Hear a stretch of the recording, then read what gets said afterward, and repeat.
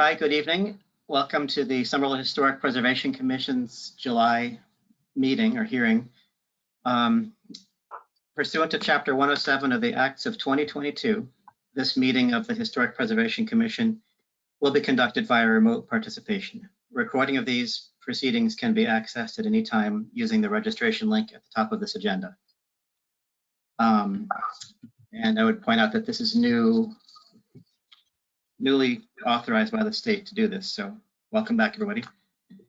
Before going into the meeting, we do our customary introductions where we all give you our backgrounds. Let's start off with top of my screen. Here's Mr. Falvey. Good evening. My name is Brian Falvey. I am a resident of Ward 2. And Mr. Bingham. Good evening. My name is Alan Bingham and I'm a resident of Ward 6. Mr. Chagnon. My name is DJ Shagnon. I'm a resident of Ward 5 and the landscape architect on the Vice Chair Kelly. I'm Robin Kelly and I'm the Realtor representative on the commission, and I'm also a homeowner in Union Square. And I am Eric Parks. I'm an architect and a resident of Ward 3. And staff, we have Ms. White. Yes, I'm Sarah White. I am a senior zoning and preservation planner for the city. And Ms. Chekowitz. Hello, I am Wendy Chekowitz. I am a preservation planner and planner for the city of Somerville. Just picked up another commission member, just popped into existence here. Mr. Bauer, if you'd introduce yourself. Hi, I was actually here, but I didn't have my camera on. Okay. I'm Dick Bauer. I'm a lawyer and was trained as a city planner, and I live in Spring Hill. Thank you. And with that, we could just delve into the hearing. The first item that we're going to take up is the, there are two memorandum of agreement. The first one is for 51 Broadway and 11 Benedict Avenue, and the second is for 245 Elm Street. We'll be taking those two separately. Regarding the first, 51 Broadway and 11 Benedict Avenue, have people read these yet or have any thoughts?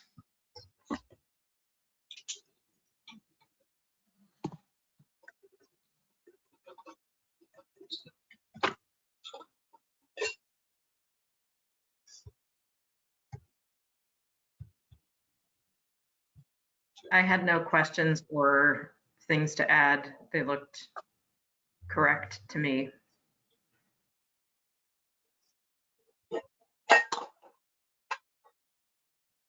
Mr. Chairman, if I could, if others need to take a little time to come up, think about their comments, if I could offer a couple of items in communicating with the applicant team about this. They'd like to see a couple of changes in the language. I've looked it over. I'm comfortable with it. We're essentially saying the same thing. It's just reworded slightly. If you could take a look at either let's take a look at 51 Webster first, if you could. And if you look at item number 4 for the conditions and the second paragraph. Sarah, if I may, I think you said Webster and not Broadway. I'm sorry, Broadway, 51 Broadway. I'm working on something on Webster. That's my problem.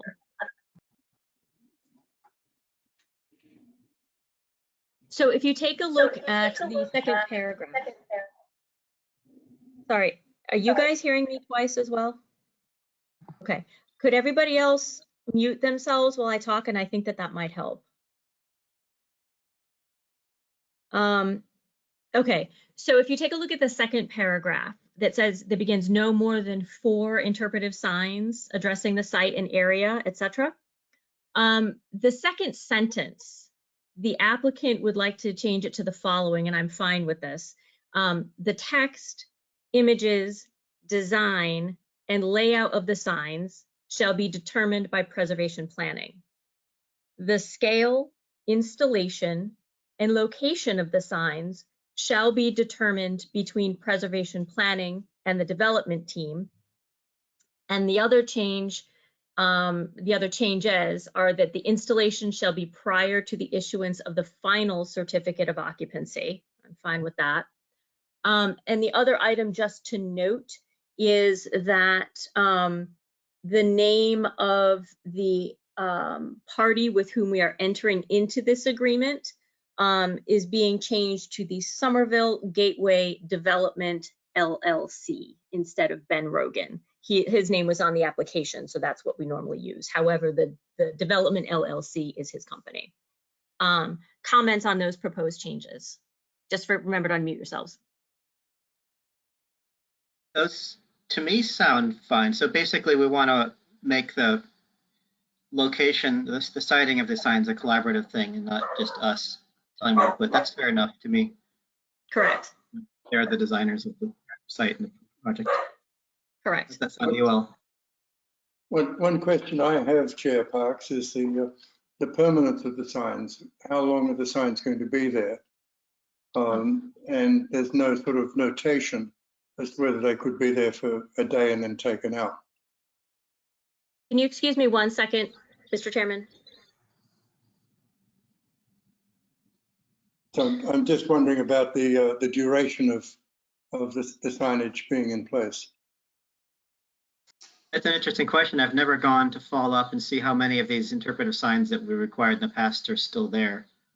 Yeah. Well, a lot of them do take a long time to get up, needless to say. But we did just have a question that somebody asked us recently, that once they have installed the signs, then could the memorandum of agreement be released from being associated with the title of the property? And my response was no, because if that sign comes down at any point or is damaged, it needs to be replaced and it needs to be maintained. So this is a permanent fixture.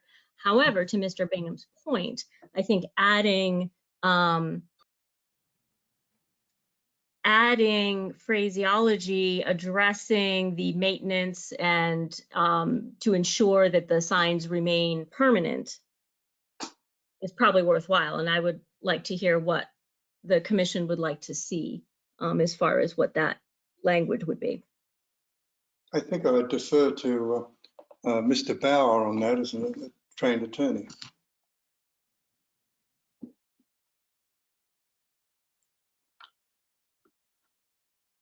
I don't know that as an attorney, I have much to add to it. I think I share the concern that while it requires a sign, it doesn't say anything about duration, and that it would be better if it said the duration, i.e. permanent, rather than leaving it ambiguous. Could we have a statement that basically says it's in effect as long as the memorandum of agreement's in effect? Well, the memorandum of agreement is technically in effect permanently, so yeah. Unless it gets rescinded or something. Basically, it's not like I mean, hypothetically, in 20 years, a future commission could decide to undo it. No? Okay. But no, the only way that that would happen is if an applicant or future owner, because this follows the property, if the future owner were to come back and petition to have that removed, then it would have to be renegotiated with the HPC. Okay, so it'd be superseded by a new MOA, which.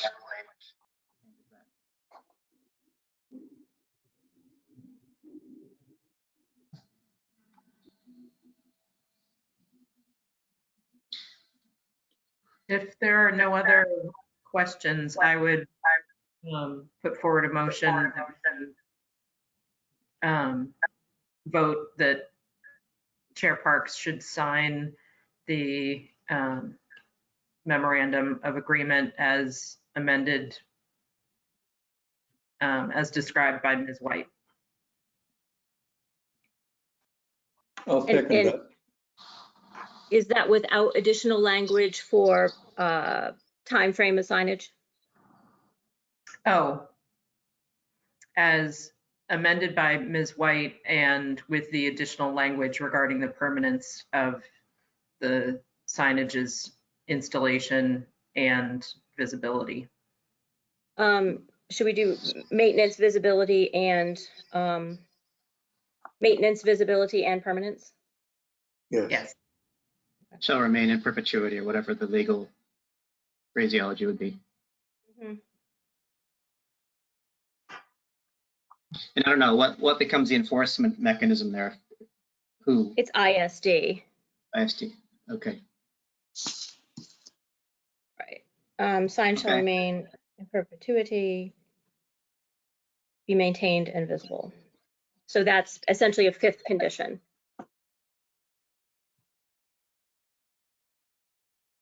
All right, I have the language. Okay, then, unless there's any other discussion, let's take a vote. All in favor, or was that a motion, right? So all in favor of the motion proposed by Vice Chair Kelly, please say yes. Yes. Yes. Yes. Yes. Opposed? We'll do a roll call. Mr. Falvey, Yes. Mr. Bingham, Yes.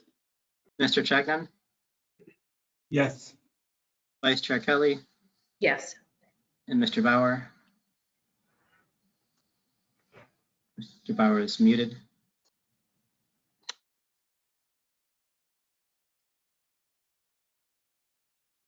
Dick, we didn't hear you.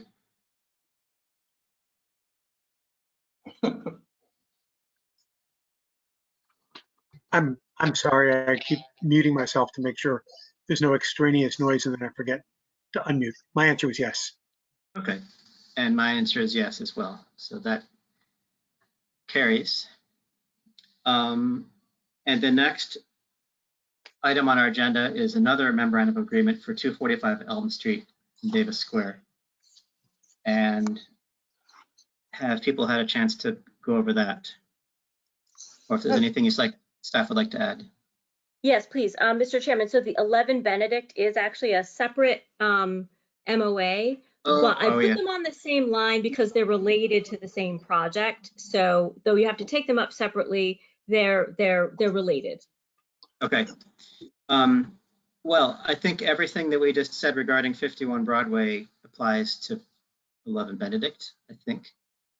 And just so that the commission knows that the signage governing, providing interpretation for 11 Benedict will be placed in front of whatever building goes back in the place of 51 Broadway, because 11 Benedict Ave was on the side street. And so we really want to explain the context and provide visuals by showing the layout of the entire project area. So that would be on Broadway itself, because that'll get the most foot traffic. Yeah, that makes sense. Does anybody have any other additions to this? Or changes?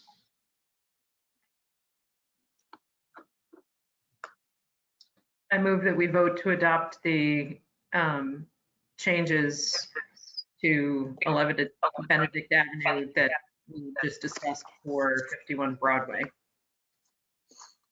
I'll second that. All in favor of the motion forwarded by Vice Chair Kelly, say yes or aye if you prefer. Yes. Aye. Yes? Aye. All opposed? And we'll do a roll call. Mr. Falvey, Yes. Mr. Bingham, Yes. Mr. Chagnon, Yes. Vice Chair Kelly, Yes. Mr. Bauer, Yes. and I vote yes as well.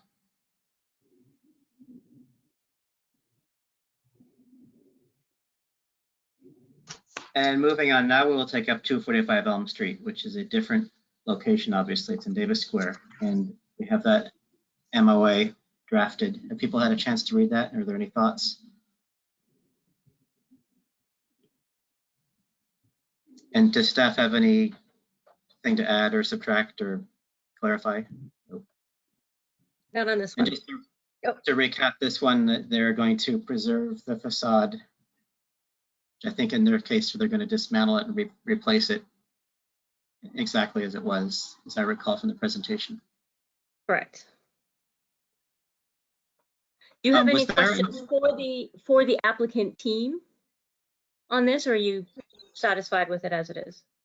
I just remembered that when we heard this case, we were kind of interested in something that spoke, I'm just trying to pull this MOA up. It spoke to the history of that block, of the commercial history, because it seemed like it had a pretty lively collection of businesses going back for 100+ years. And we discussed having some kind of project in their office and all that. To what extent does, so I accidentally closed it. Do we mention, what do we say for signage and interpretive information there? Nothing. There is nothing proposed for that site. Although the attorney is here and he might have something to offer on that. I'll just unmute him. Jordan, you're unmuted on our end as well. Yes, good evening. From our discussions, I think if you recall, this is a string of buildings here that 245 Elm is part of, and that is our recollection from discussions that the commission had previously regarding its 233 Elm Street, which extends for a significant portion of the block directly to the west of this building. That building, though not determined to be preferably preserved, have been voted by the commission to have conditions placed upon it, which are signage, just as you were discussing regarding the history of the buildings there on that block. And so that is something that we are continuing to discuss with and hope to finalize with staff going forward. But that for this building, discussions had been that since we are fully preserving the facade here, that the history and the signage are being sort of as part of this development taken care of as part of that 233 Elm Street replacement. Thank you. Yes, that jostles my memory there. So that's already been allowed for. In that case, I have no issues. I think this MOA is fine, as far as I'm concerned. If there are no other questions or comments, I move that we vote to adopt the memorandum of agreement as written. I'll second that. I have a motion from Vice Chair Kelly. All in favor? Aye. Aye or yes? Yes. Yes. Opposed? Do a roll call. Mr. Falvey, Yes. Mr. Bingham, Yes, Mr. Chagnon, Yes. Vice Chair Kelly, Yes. Bauer, Yes. and I vote yes as well. Thank you. And before we proceed to alterations, we're going to bring one thing in the agenda forward, two things actually, that would normally be in other business. For logistics, we need to address those sooner. And those are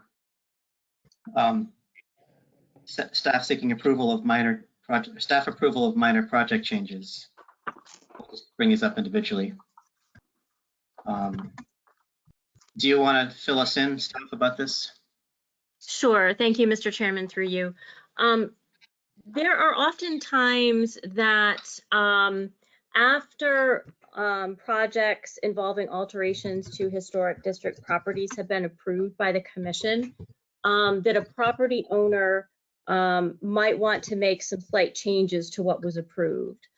For example, we have had a recent case whereby replacement windows were approved, and those replacement windows were of one color.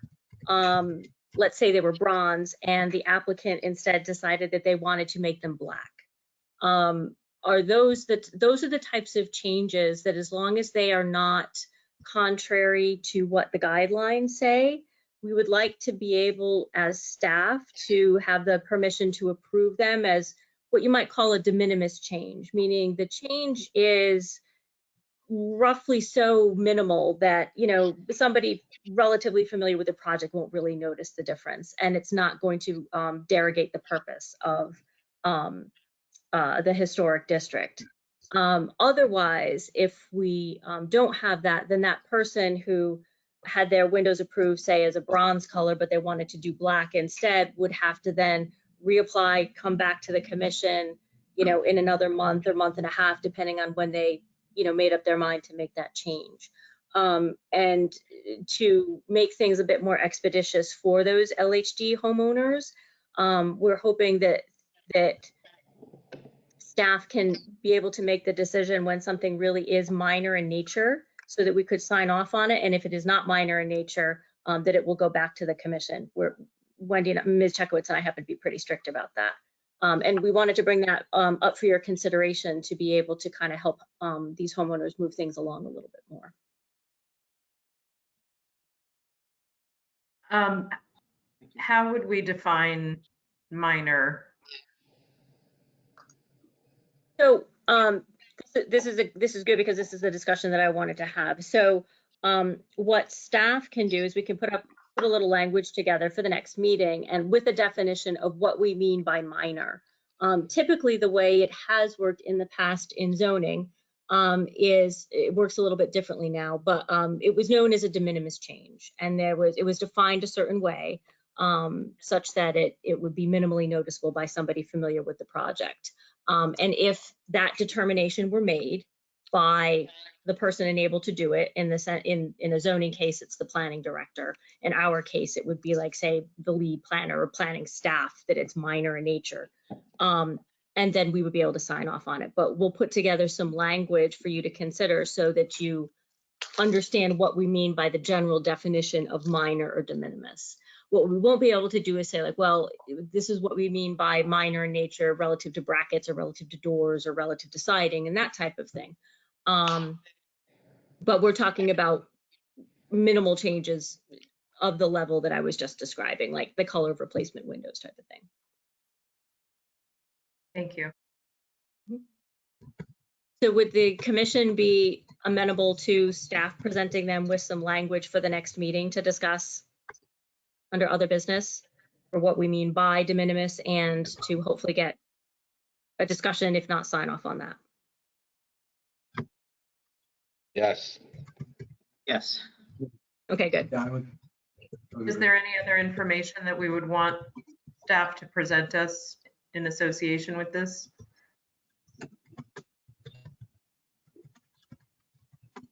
I could provide you with a couple of examples, recent examples of what people have asked to do.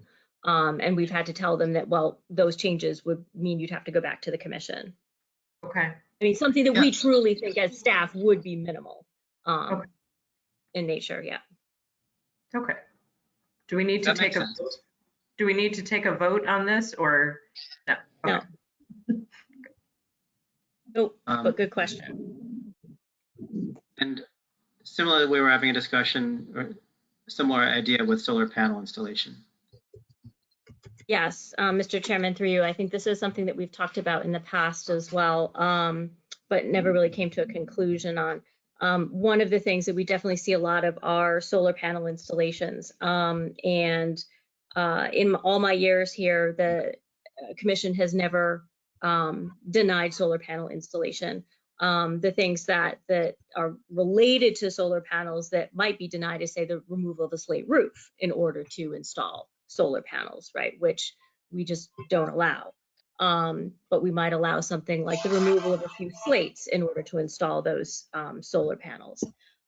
So generally speaking, the conditions, the staff has consistently put forward recommendations and conditions such that, you know, the panels shall be, you know, of a certain color to blend in, that a slate roof shall not be removed.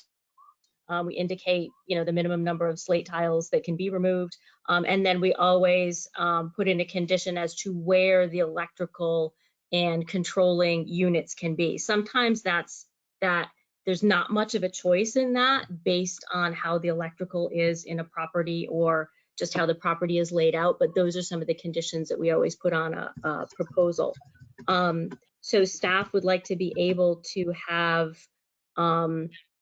the installation of solar panels be something that is a staff level approval, with the caveat, of course, that, you know, if someone, you know, is insistent on, say, removing something like a slate roof, that, you know, then the whole proposal goes before the commission itself. And is that something that if we put language together for the next meeting that the commission would entertain? I'd be good with that. Yeah, That's what I- would think so. Yes. Okay. All right. Very good. Okay, well, That's thanks. With that out of the way, then let's go to the next category of our hearing, which is alterations to local historic district properties. Thank you very much, And we Mr. have- Chairman. Wait, two. We have two of those cases. The first is 1 Westwood Road. And the applicant is the Somerville Historical Society, DBA Somerville Museum. And the applicant seeks a certificate of appropriateness to alter an LHT property by enclosing windows, installing fencing, and hardscape. Mr. Chairman, if I may, I need to recuse myself from this discussion under the advice of the city solicitor. And I'm not quite sure what the appropriate way to do that is on a virtual meeting. Should I leave the meeting entirely, or is it sufficient just to mute myself, turn off my camera? Normally I'd step out of the room and someone would come and find me. I guess if I leave the meeting entirely, someone can send me a text when you're done. Mr. Chairman, through you, Mr. Chagnon, it would be fine if you just turned off your video during this item. Okay. I didn't know if I had to not be present for any deliberation by the commission either. In case of recusing. But No, Okay, the idea is wonderful. that they can't visually get any cues from you. I don't think you can participate, sense. isn't that the way it goes? Correct. Yeah. The no participation, but also just the video being off for this item would be fine. that makes sense. I will do that. Thank you. Okay. So do we have anyone from the applicant who would like to introduce their project? Yes, Mr. Chairman. Allison Drasner is here, and she is the applicant for the Somerville Museum. Allison, I have unmuted you. You're still self-muted, so you'll have to unmute yourself. And if there's anyone else from your team that's here, if they can just go ahead and raise their hands, and we can unmute them as well. That would be great. Thank you. Should I go ahead and introduce myself? Can you hear me? Okay, great. So I'm Allison Drasner. I'm the Assistant Director at the Somerville Museum. I'm hoping also on this call we have Jean Brune, former mayor and also trustee at the museum, as well as Jack Connolly, who's on our fundraising committee, and Andrew, our architect, whose last name is a really hard time pronouncing. So they should all be on this call as well to sort of help explain some of these changes that we're proposing. The first one is, of course, on your list, the enclosing windows. And this is really Andrew, our architect from Peter Finn Architects, the local architect that we've worked with for years. We, as many of you may know, have just about finished phase 1 of our amazing renovation project to make the building ADA compliant by adding an elevator and some other ADA renovations. We're about to start phase 2. We're bidding it out currently, and this includes the renovation of our collection storage area in the basement in order to create a safe, sustainable place to bring our collections back and live there for another 100 years. So in order to do that, there are a number of climate control and HVAC changes we need to make to that space to secure that space is safe for these collection items. And so Andrew can speak to that, and then we can talk about the fencing and the hardscape if that's okay with you, unless you'd like to give me an overview, give you an overview of all three. No, we could take this one by one. I think Great. ultimately we'll talk about them together, but let's hear them one by one, sure. Sure. So we're proposing to enclose, right now there are 3 windows, I believe, one on the front of the building that is facing Central Street, and 2 on the side that is facing our neighbors at 58 Central Street. And Andrew, if you'd like to talk about our reasons why, that would be great. The idea of the infill is to ensure moisture and climate control within the collection space. So the intention. I'm just going to interrupt you. If you could give your full name when you begin speaking. Sure. And your. My name's Andrew Heidebrecht. I work for Peter Quinn Architects. I am an architect. So The idea of the infill is to, my apologies. The idea of the infill is to ensure moisture and climate control with the collection storage space. And our intention is to match the existing brick on the building, much like we have with the addition. So on the front, the infill would be flush to match the other side of the front facade, while the side infill would be set back 2 inches from the face of the existing brick.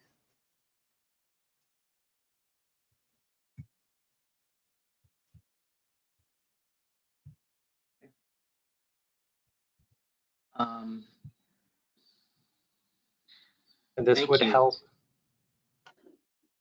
And this would actually help to, the intention is to ensure the longevity of the collection space to ensure the moisture and climate, as well as the window openings and help ensure moisture, any type of issues with those windows themselves being at grade.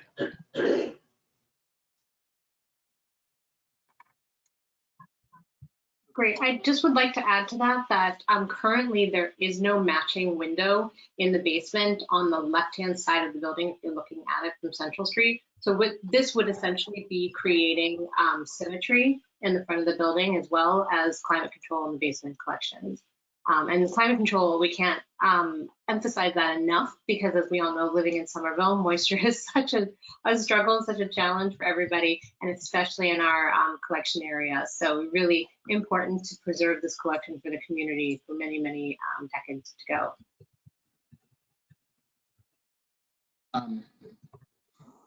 I think before we start talking about any individual part, let's just go through the other scope items in your thing, and then we'll Sure. So we're also proposing a hardscape, a garden design, and a fence. Mr. Chair? Yes. Mr. Chairman, through you, Allison, if anyone on your team would like to share their screen, that's something we can give you permission to do. It's not a requirement that you make a presentation along with the explanation, but we can give you that option. That'd be great. If you could give Andrew that option, that would be wonderful. Thank you. Perfect. Give me 1 second. Can you give myself the option as well? Andrew has been given permission.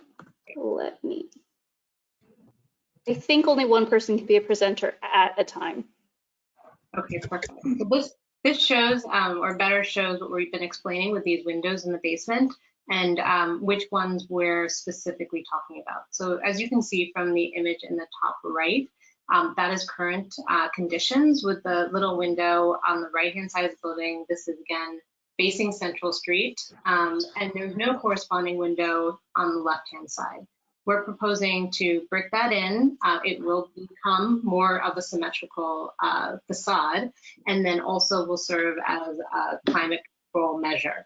And then we're also proposing on the side of the building these 3 windows that are circled on the image on your left-hand side of the screen, and those also are facing not the street but our neighbor at 58 Central Street and are clearly visible, and that would also aid in the control of climate in the space and creating a very controlled atmosphere. Great. So since I have this up, are there any questions on this in particular? It might be easier to answer while this is on the screen. I had a question just to confirm that the 2 side openings are louvers currently. So it's a louver window louver. That's what it looks like in the drawing. That is correct. And those you're proposing to infill with a brick that's been recessed by a couple inches from the face of the facade? Yes. And I presume the mortar will match the mortar on the main building. Yes, and it should be noted that we've gone through extensive measures to match all the mortar and the brick as we have done with the elevator addition. So we're well versed in making this look as similar as possible. Anybody else have any questions before we move to the next item on this?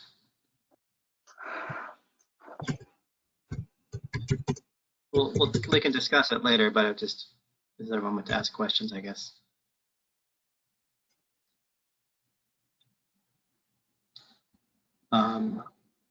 If not, then why don't you proceed to, what is it, the hardscape? Yes, great. If I could have permission to show my screen, then I can show you our proposed garden plan.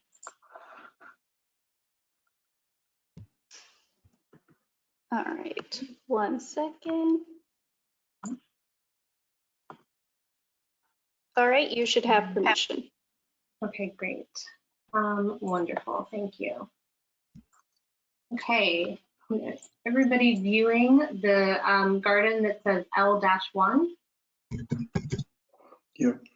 Okay, wonderful. So we're proposing a redesign of the garden areas, the 2 garden spaces that are on the central street side of the building, and then following through a little bit on the westwood side of the building, as you can see on the left-hand side.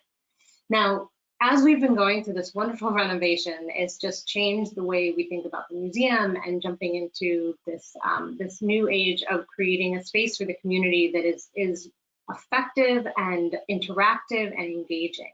And so we've come to realize how important every square inch is. And so we're proposing a space in this garden that could be used for multiple different uses, whether it be an indoor-outdoor space for events, for artwork installation, sculptures, things like that, workshops, whatnot. And so this patio area that you see on the left-hand side would be permeable pavers, and we've chosen that as a very sustainable, environmentally friendly material. And we've chosen a gray material. And the reason for that is that there's so much historic brick here that we don't want to take away from that. We want to highlight the historic brick. And this permeable material is so important to the environment and that aspect of what we're trying to do here, that by choosing a material that won't conflict with that, but rather contrast nicely with it, we think this will create a really usable, but also really beautiful space. And so we have this patio area on the left with some benches. We already have a dry well in the space. We would have some ground cover, some bushes. We also are proposing to relay the brick path, but reusing all of the bricks, of course, along with all of the cobblestones that already exist around the border. On the left-hand side here, we're proposing to continue this paver material through to the new pedestrian entrance on the addition, the elevator addition. Reason being is multiple, actually. We think it's a great look, but it has a function as far as a wheelchair can't actually currently get through with a tree here. So this would give more ADA accessibility along with more pedestrian access as well. We would also propose some ground cover and some shrubbery here as well. On the right-hand side, we're proposing some stepping stones to a little paver area that would be used for opening the gate here. That's an existing area already, but doesn't currently have any pavers there, and so it's difficult to open that gate. So that would all be in the same paver material. The stepping stones would be in a different material, concrete material, I believe, but I'll confirm that. And then we're proposing, this is part of it, but it's a separate item on the list, a new fence. And this fence, as you can see, would surround this right-hand garden as well as this left-hand garden. It would be made locally by a local vendor contractor, and it would, the design of it is very similar to our neighbors at 58 Central Street. So we're going with something very traditional that fits the aesthetic of the building, and we think it will really be a beautiful look. Questions? And also Jean Brune and Jack Connolly should be on the call, and if they want to hop in here and give some remarks, feel free. Hi, I'm Jean Brune from Mayor. Allison said it very well. I've been a trustee for the museum since I was mayor, and I was never very comfortable with the front of this building. I just thought it was a beautiful building, and the inside is just as beautiful, but the outside always needed some work. So this was our opportunity to not only do the inside to make it pleasantly, but also make the grounds pleasant. And as Alison said, she did it very well, that this design we think is very good. We will certainly take care of all the items that need to be taken care of. Those steps need to be repaired, and they will be. All that brick in front heading towards the steps will all be taken up, same brick, and put down.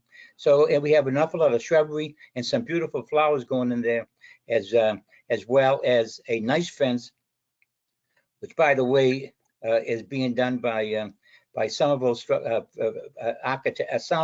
fabricators, Elio LaRusso, who has done an awful lot of work in the city, and certainly his work is probably the best I've ever seen. And I asked him to donate this fence, which he's doing for us as his gift to the museum. So we have a very good masonry contractor that we have on board. He has proven himself throughout the city, and we know his work is going to be great.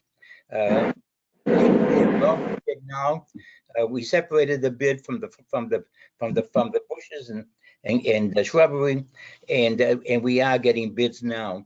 And we have one bid in from a very good landscaper. So I think what you're going to be pleasantly pleased when you walk by the museum with this design and what we plan to put in it, because it's just going to be, I think, very nice. And if we can get some artwork in there, it's just going to be nicer.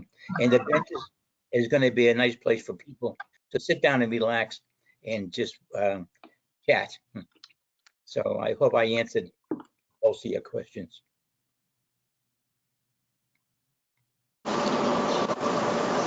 Thank you. Hi, can I jump in real quick? Jack Sure, Conley here. please. Thank you very much.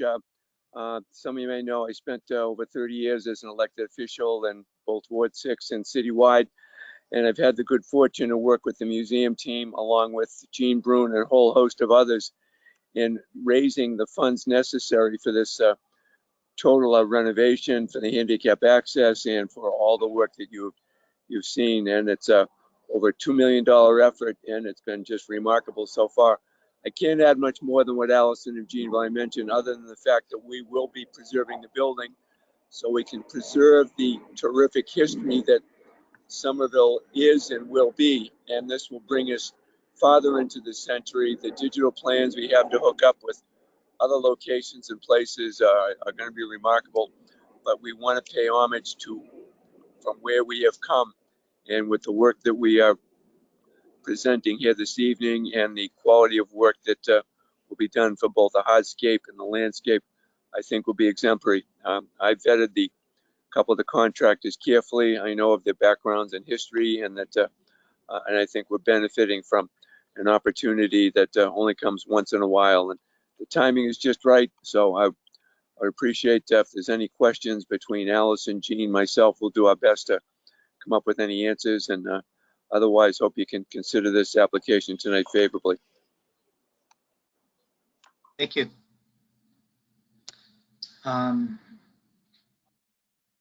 Is there anything else that you all want to add? Our next step will be to take public comment. So if there's anything else you want to add before that, feel free to chime in.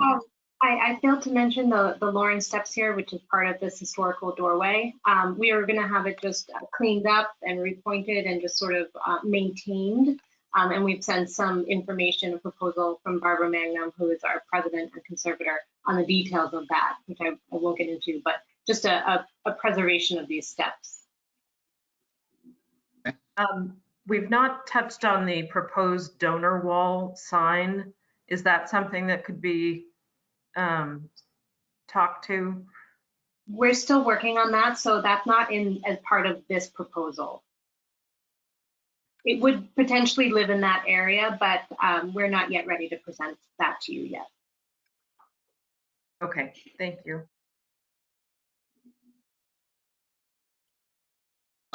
If that's everything you're proposing, then I would next open this hearing up for public comment. Any members of the public wishing to speak on this item, please raise your hand. You will be given 2 minutes to speak on this item.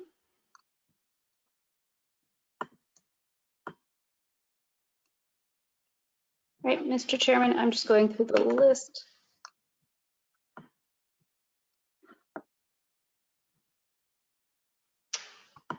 All right, I see one hand raised.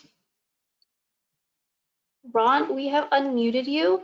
If you can unmute yourself, and you will have the floor for 2 minutes. Ron Cavallo, 70 Victoria Street, Somerville, and a family resident of the city since 1894. This is an incredibly beautiful building, and I want to commend all the folks that have been part of this process and the great care. But I also want to say that it is highly significant to me and a significant improvement that we can in real time see the plans. This is the first time, to the best of my knowledge, that this has been done. I want to commend the commission for actually doing that. I requested it. There's nothing quite like being able to see the gardens, the fencing, the proposal, the building. Very, very important to be able to do so, to provide proper feedback. This is a stunning building, and it's quite clear to me that the folks that have worked on this have put an enormous amount of time and effort to vet the contractors and get this building to be as beautiful as it's going to be. It's commendable, especially in this construction environment, that these folks could get contractors that they feel comfortable with, that can do the kind of work that a building of this kind needs. This is what preservation is all about.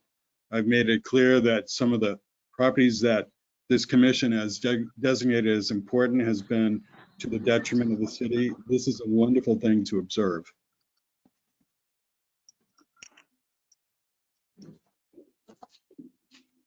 That's the end of my comment. Okay, thank you.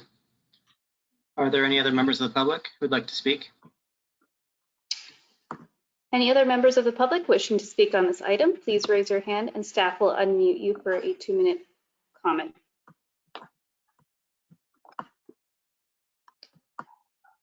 All right, Mr. Chairman, I see another hand. Michael Stiegman, I'm sorry if I mispronounced your name incorrectly. You are unmuted on our end, but you are still self-muted.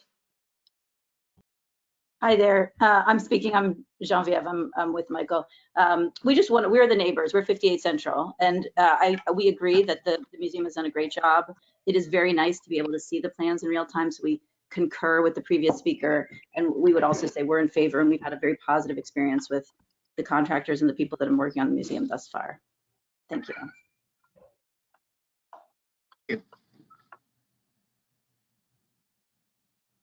Right, any other members of the public wishing to speak on this item, please raise your hand and you will be unmuted. All right, Mr. Chairman, I do not see anyone else's hands raised. I'm going to do one last pass through to make sure I didn't miss anyone. No other hands are raised. You may close the public comment. All right, I'll close the public comment portion of this case. And this will be a time for us to take it up as a commission. Any initial thoughts from anybody? If I may, Mr. Chairman, I have no problems with the infill of the windows. I've noticed that the work that's been done on the brickwork on the elevator has been quite satisfactory, including the blending of the mortars. So I believe that the applicant can do that elegantly. And also the iron fence I find to be consistent with the architecture of the building. However, I do have some issues with the pavers that are proposed. The pavers are inconsistent with the historic period of the with the building. What we have is we have bricks going up to the front and a brick sidewalk. Somerville has a rich brick history. We have brick bottom. We made bricks here in Somerville. We have still a lot of bricks throughout the city. And it seems to me that if we wanted to keep the historic heritage correct, we wouldn't mix the two types of hardscape. We'd try to keep it consistent, and that consistency should be brick. we've come a long way in working out what bricks can and can't be used. We found, and I'm sure Mr. Connolly will agree with this because I know he's been active in Davis Square in looking at this, is that the town hall pavers that have been used extensively in the city and put onto a sand bed have not really performed as well as the city had hoped when they put them down a number of decades ago. Whereas the new brick technologies that they brought out, especially with the wire cut bricks, which are the same color, allow for more consistency in the brick size, which means that you can get tighter joints and fewer ridges, making it even better for wheelchair traction, which was brought up about going around a tree, than pavers mixed with concrete. So my way of thinking, I'd like to see the historic consistency of bricks applied to the structure for the hardscape. That's my comment. Thank you, Mr. Bingham. Anybody else? I'll build off of Mr. Bingham's comments. While I understand the approach of trying to distinguish the new material from the old, so as to help highlight the old, I do think that the nature of the size of the scale of the space and the amount of programming happening within the space is a lot. And drawing any further attention to that new work, I think is going to feel even busier than it otherwise would. And so I think I agree with Mr. Bingham that using brick would be more appropriate, and I think would be less distracting, fewer elements or textures or colors for the brain to process, because there's a lot going into these very small spaces with fencing and layers of plant material and pavers and benches and signage and walkways, and just it's a lot in a very small space. And I will also agree with Mr. Bingham. I'm not opposed to the closing up of the 2 windows as described, because of the performance of the good brickwork and mortar material that's been used previously at the site. Thank you. Other thoughts?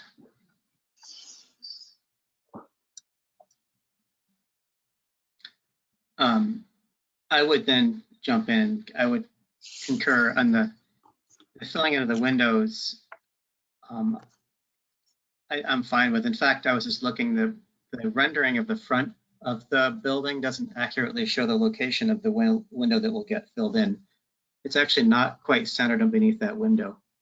So I think filling it in might actually make me happy. It's not. Yeah. I actually think it was cut in as an afterthought or something, maybe when they moved the building there from where it used to be. And regarding the railing, that's fine. I'm a little bit agnostic on the paving material, but I would tend to lean in your direction, Mr. Bingham and Mr. Kelly. I think there's a lot going in there. I totally understand why it needs to be that way, because this is sort of like an engaging the public, and that's a great thing to do. But I would be a little bit afraid that having too many different things going on at the same time, there will feel like a hodgepodge, and that maybe by bringing in a brick that's somewhat held within the same color range as the brick that's being used in the paving and then the foundation wall would help sort of provide a neutral background to all the other things that are going on in that area. I do respect the rationale that by creating a gray area there, that it's more of a, I see why you're making that argument, but I would kind of lean towards making that a brick as well. I think that was everything. Yeah, anybody else have any thoughts? I'm just going to jump in quickly to agree with all of my colleagues on this. I think the windows are fine. I'm inclined to think that brick would be a better material, even though I understand the rationale of wanting to have something that looks different from the building and not distract from it. But I think I share the judgment that having something different would in fact be jarring and therefore would distract.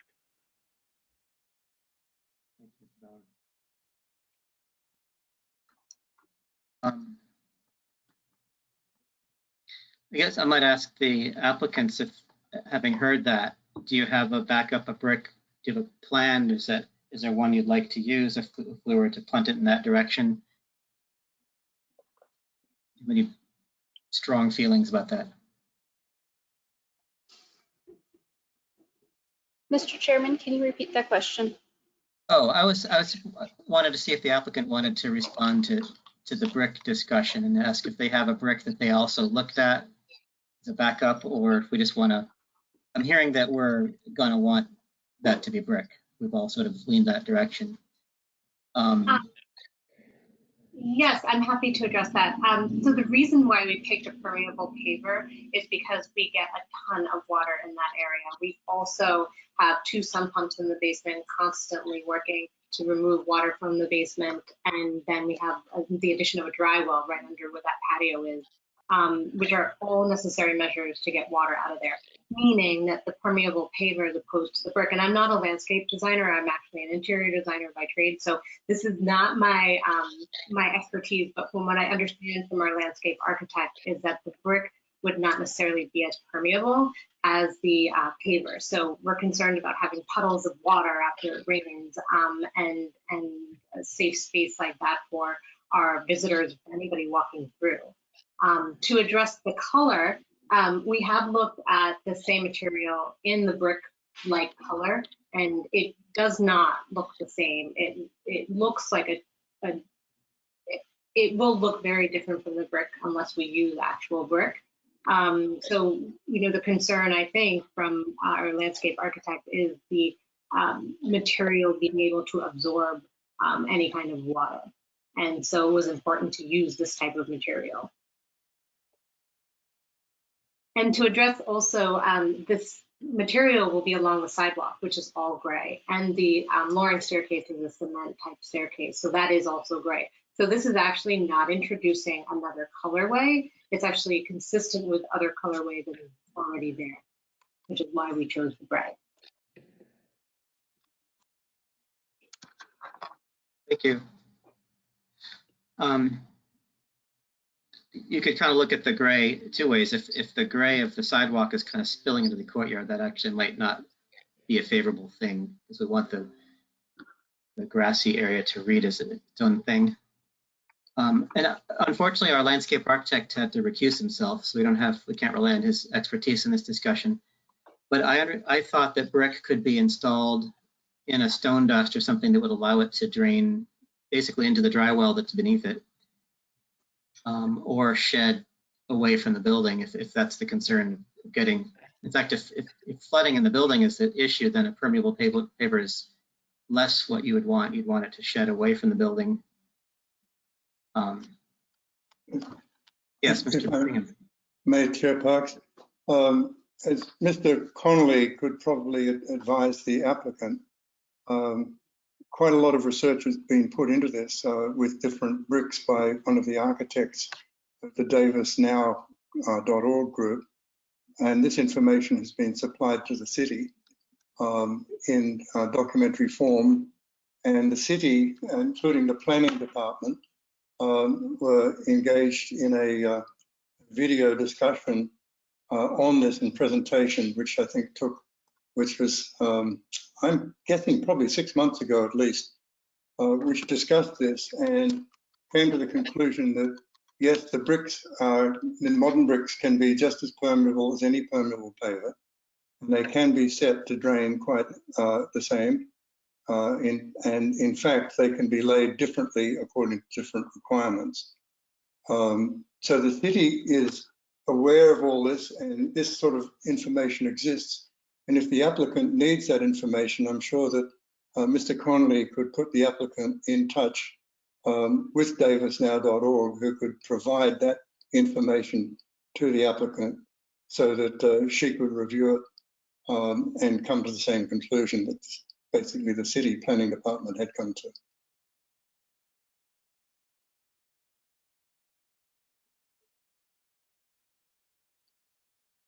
I think you're muted, Mr. Parks. Perfect. I think I'm hearing that we're generally favorable to this idea, but we just would like to make a change to the paving material. And I don't know if that's the sort of thing, if we just want to approve a brick, if the applicant is willing to do that, or we could continue that little tiny portion of this case and have them come back with a landscape architect and show us a brick option. We could allow staff to kind of review this. Who has a preferred avenue for this? Mr. Chairman, if I may, through you, well, if you choose to have them use or allow them to use a paver, you can always make the condition be that staff has a review of the palette so that best matches the brick that's currently there. That's assuming that the use of a paver rather than, well, as a brick paver or a paver, the concrete? A paver that looks like brick, that imitates brick. I think we're talking about actual brick.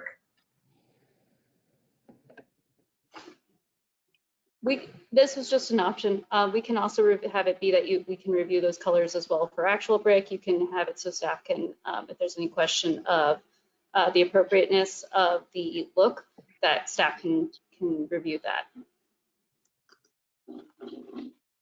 So I think that we're all preferring an actual brick, and maybe what we could do then is allow staff to review the actual color of the brick proposal. Do we need to see or discuss the pattern in which the brick would be laid? I personally don't care much about that in this case. It's such a small area. And, to me, regular running, anything would be okay. The shape doesn't really lend itself well to any of the fancier herringbones and all that, but I don't know. So that's my thought anyway regarding that. Well, what's illustrated is really a running bond. It's not a herringbone. Yeah, and I'm fine with that. Yeah. So we could then move forward with this, if there's a motion for it, with the provision that the pavers be a brick, the actual material to be reviewed by staff. We haven't talked about the material for the stepping stones on the other side there. I assume those are some kind of true stone. I think the material and color, Mr. Chair, to be reviewed by staff. Okay. So the stepping stones that were proposed by the applicant are of the same material as the concrete pavers, and so something else would need to be devised. So whether that's a granite or I don't know what. Or bluestone.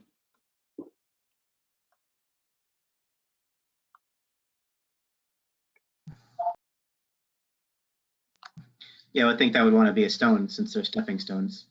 Yeah. Okay. Is that something that should tie in with the, what are the front step material? What is the front step Granite. material? It's granite. It is. Yeah. I would be okay with those being something gray or cold, neutral. But, so maybe the stepping stones in granite to marry with the stairs. Right.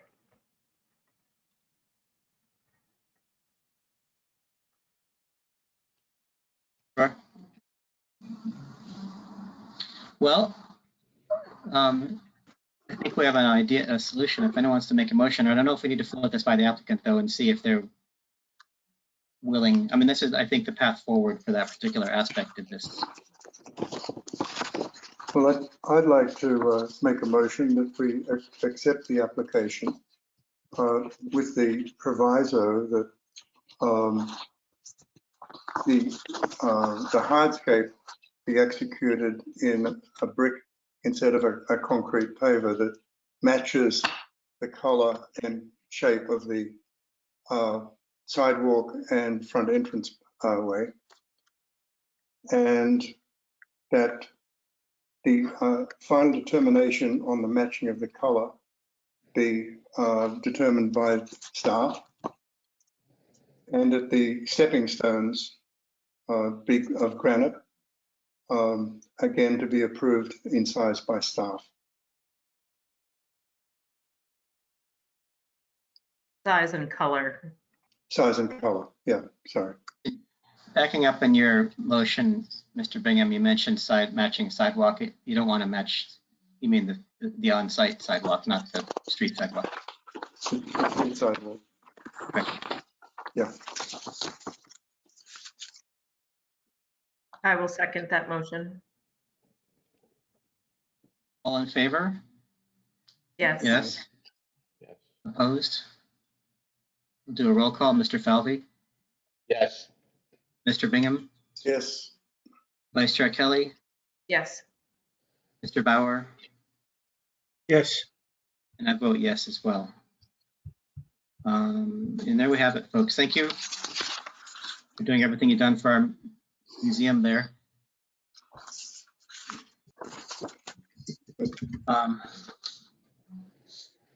The next case on the agenda is HPC ALT 2022.2537 Albion Street.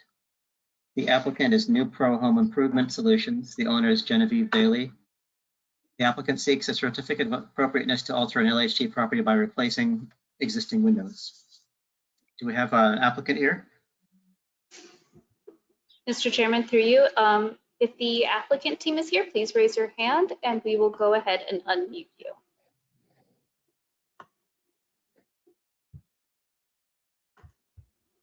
All right, Michael, you are unmuted.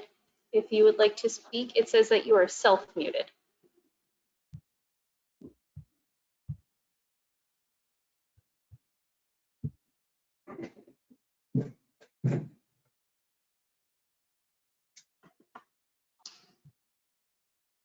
Michael, the system is showing that you're still self-muted. If you're talking, we can't hear you.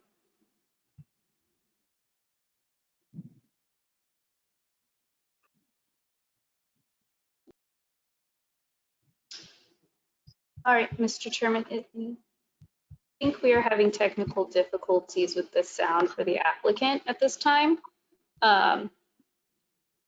You may want to continue the terminations of historic significance, and we'll see if we can figure out how to get the applicant sound working.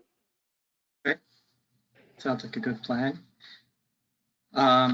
So we will push 37 Albion Street back in the hearing a little bit until they're back connected. And we have determinations of historic significance, 2 of them. The first one is HPC DMO 2022. Yep. So sorry to interrupt. I think we figured it out. Oh, did you? Okay. 1 second. Michael, can you unmute yourself? This sounds hear me okay? Perfect. I do hear you. Sorry about that. First time using this application, so it a few headaches trying to get that done. So we're all set now. Good. How is everyone doing? Mike Burgoyne with New Pro Home Improvement Solutions, working with 37 Albion Street on replacing 38 existing windows there that are showing signs of extreme fatigue, as well as looking to optimize the energy efficiency of the house as well, from single pane wood windows to a double pane composite option. Everything that we're going to be doing has the historical significance in mind, which is to be as least intrusive into the home as possible by not impacting any of the exterior trim, sills, molding around the windows, but to do a pocket install.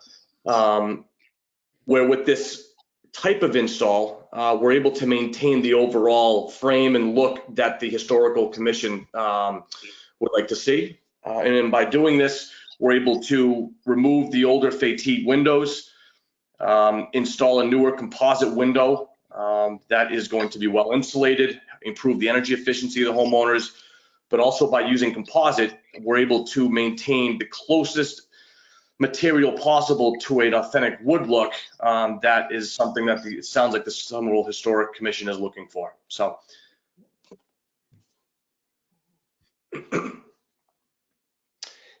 The homeowners 437 Albion, I know, are on the call. I don't know if we're able to see them unmuted, but I don't know if they have anything to speak on. Representing the home for Genevieve Daly is Bruce Woolman. And if you see that he may have asked to be unmuted, I know Bruce is on the call with his wife, Sharon. Bruce, you have been unmuted. If you would like to unmute yourself, you will be able to speak. Yes, thank you very much. I hope everyone can hear me. Yep. My name is Bruce Wallman. I am Genevieve Daly's son-in-law and have lived here at 37 Albion Street for a little over 40 years. As Michael has said, we are in need of replacing and updating the efficiency of the windows in the home. We have considered, but not entertained bids for refurbishing the upper and lower sashes, which is not necessarily a problem, as the, I'm not sure of the pronunciation, Mutin or Muntin can be rebuilt and reglazed, and the sashes rebuilt. That would basically be the easy part of the project for refurbishment. But we're also faced with rebuilding frames themselves. That may entail the channel, the stile, the sills. And we are looking at replacing the ropes, weights, and pulley system. You can also see, as some of the pictures that had been submitted, the damage is quite extensive in some of these windows. That being said, even with rebuilding and refurbishing, it really wouldn't address the energy efficiency piece that we're looking for. It would possibly require new storm windows, which storm windows are, in my estimation, exactly what it says. It's a storm window. It is not an energy efficient window which would provide insulation purposes for us.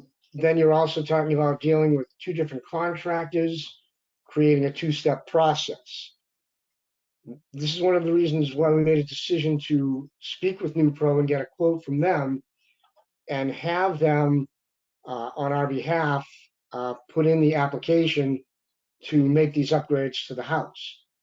As Mike said, it would be a pocket installation of a dual pane, double hung, maintenance-free window.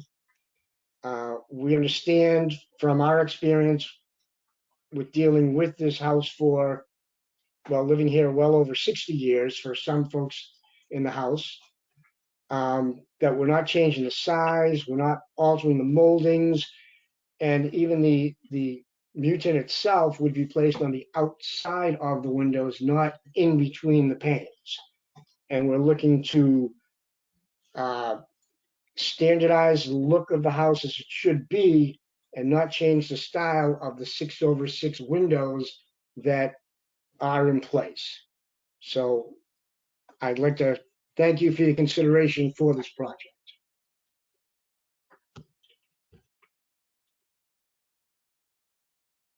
Thank you. Mr. Chairman, if I may, before we move on to public comment, if staff could just give a little bit of background on our recommendation for this project. Sure, please. So currently the applicant is proposing to replace 39 windows. 38 of those windows are already replacement windows that were put in, it looks around the 1950s, 60s. Those would be the 6/6 windows that you see. So those are not the original windows. From what we can see, there's one original window. It's a 2/2 on the left elevation.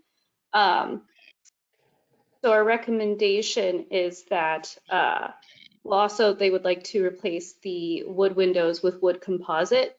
Our recommendation essentially is that the 38 replacement windows are replaced if you allow them to be replaced with a 2/2 configuration, because the 6/6 is not appropriate for the style and period of the house. And then that the 2/2 original historic window is repaired, weather sealed, and has a new, if it doesn't have one already, storm window placed on it.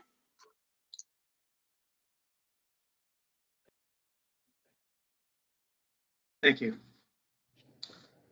And if nobody else from the applicant wants to chime in here, we would move to the public comment portion of this hearing. And I would add that we got a one letter, I think, from the homeowner's daughter, I believe. Anyway, that's been read. If there are any members of the public who'd like to speak, please raise your hand. Any members of the public wishing to speak on this item, please raise your hand and we will unmute you for a 2-minute public comment. All right, Mr. Chairman, I am going through the list. At this time, I don't see any hands raised. I will make one pass through. All right, Ron Cavallo, you are unmuted on our end, and I see that you are also unmuted on yours. I wrote an extensive letter about windows, and I have felt that in the past, this commission has been far too strict with regard to windows. It's virtually impossible to find someone to restore windows. It's virtually impossible to find a manufacturer of storm windows, and storm windows overall are horrific to live with. I think the only thing that's important is that the applicant be guided and that he install a window of good quality. I think it's critically important that these windows are not original to the structure. The structure appears to be a more typical house in Somerville. It doesn't have, what I can see, any real significant architectural importance. I would like to see that the commission be fair and reasoned with the applicant and allow the applicant to put in 2/2 replacement windows and call it a day.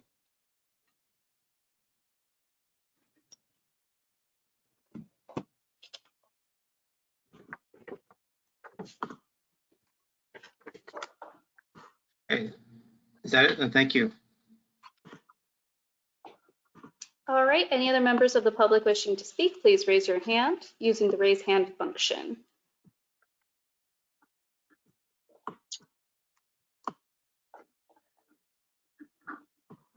All right, Mr. Chairman, I do not see any further hands raised. I will just say for anyone who puts questions in the chat, that is not, we can't accept public comment through the question or chat functions. You will actually have to raise your hand to speak. All right, Mr. Chairman, I do not see any further hands raised. You may close the public comment. I'll close the public comment portion of this hearing, to this project. And open it up to our commission. Who has thoughts on this? I have one question. So it looks like there are two older 2/2 windows, numbered 9 and 10 in the report, but only one of them is indicated as actually being original. Do we know what how has it been determined that they're not both original, that there is just the one? Mr. Chairman, through you, That would just be an error in the staff report where I missed number 10. Oh, okay.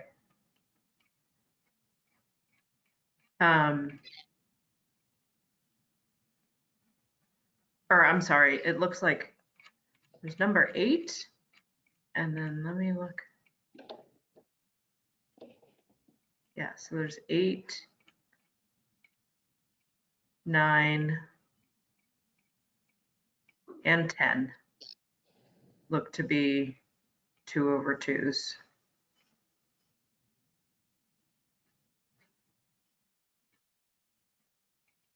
I don't know if the homeowner is able to, or the That is son-in-law. correct. That's correct. So there are 3 of those original 2/2s. Yes, your observation is correct. I was quiet for a second because I went back to look at the pictures myself to confirm what you were looking at. And yes, 8 through 10 are the only 3 windows looking to be replaced that are 2/2. The rest are all 6/6, and were those originally replaced windows back in, say, the 50s or 60s. Okay, thank you. You're welcome. So those 2/2s are on what seems like a back L, like a small appendage off the side there.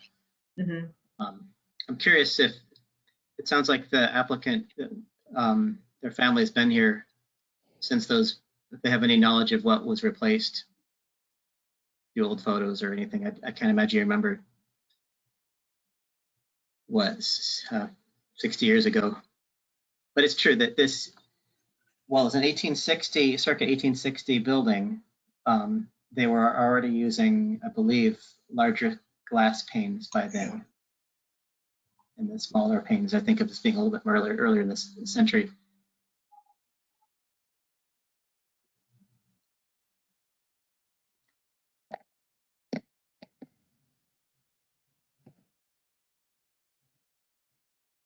But How are you? one of them is, as the chair has noted, those 3 windows are an L in the back. And I wonder, in fact, whether the L is original to the building and whether the windows are actually original to the building, or whether they are clearly older than the other windows. But I'm wondering if they are themselves later additions to the house. I'm wondering if anybody has any ideas about that.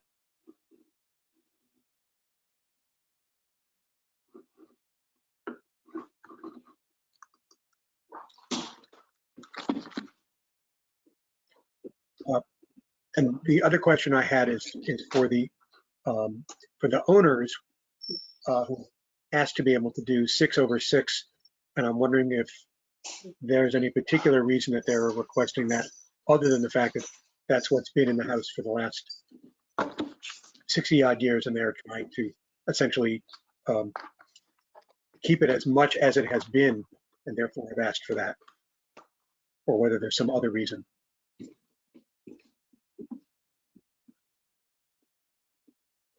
I think I can, Bruce, I think they were asking you, but Bruce, correct me if I'm wrong, and I can speak for you and obviously follow up on what I say after this, but I think the reason for maintaining 6/6 is because, we were trying to keep up the overall look that the commission would be looking for, to keep up the historical significance of the home. So in being that 36 of the 39 windows currently have 6/6, I think that was the plan to keep that in place, because that's what's really there. And especially since that's what's street facing and front facing with most of the windows, which. Yes, that's correct, Mike. We were just going on what we've seen here for over 40 years, and to try and keep with what the looking for, we do not want to propose altering from a 6/6. Also, if I may add, the structure on the back that you're talking about with the 2/2 windows, that is not part of the original structure and was added on later, and it encloses a stairway that leads from the kitchen down into the basement. And to our knowledge, that was not part of the original structure, which leads me to question whether or not those are original windows to the building, and I do not believe they are. Thank you for the response. And I appreciate that you wanted to try and maintain the historic character as much as possible.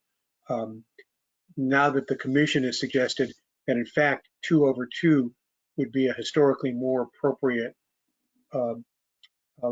window layout, would you be comfortable with having the replacement windows be 2/2?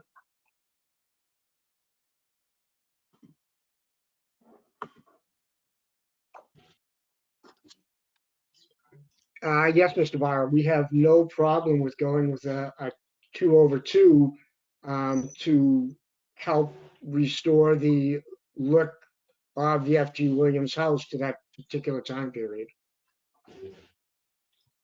Thank you. And that's Mr. a very simple fix on our end to the overall work order, is to just adjust that from the 6/6 look to 2/2.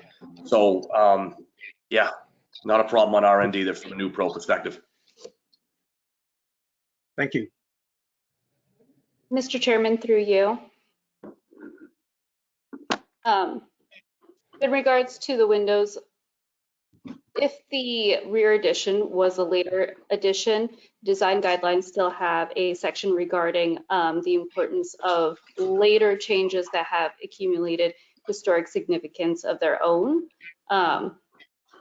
So off the top of my head, I don't know when the rear addition was put on and those windows were, the 2/2 windows were included, but that would seemingly fall under that portion of the guidelines.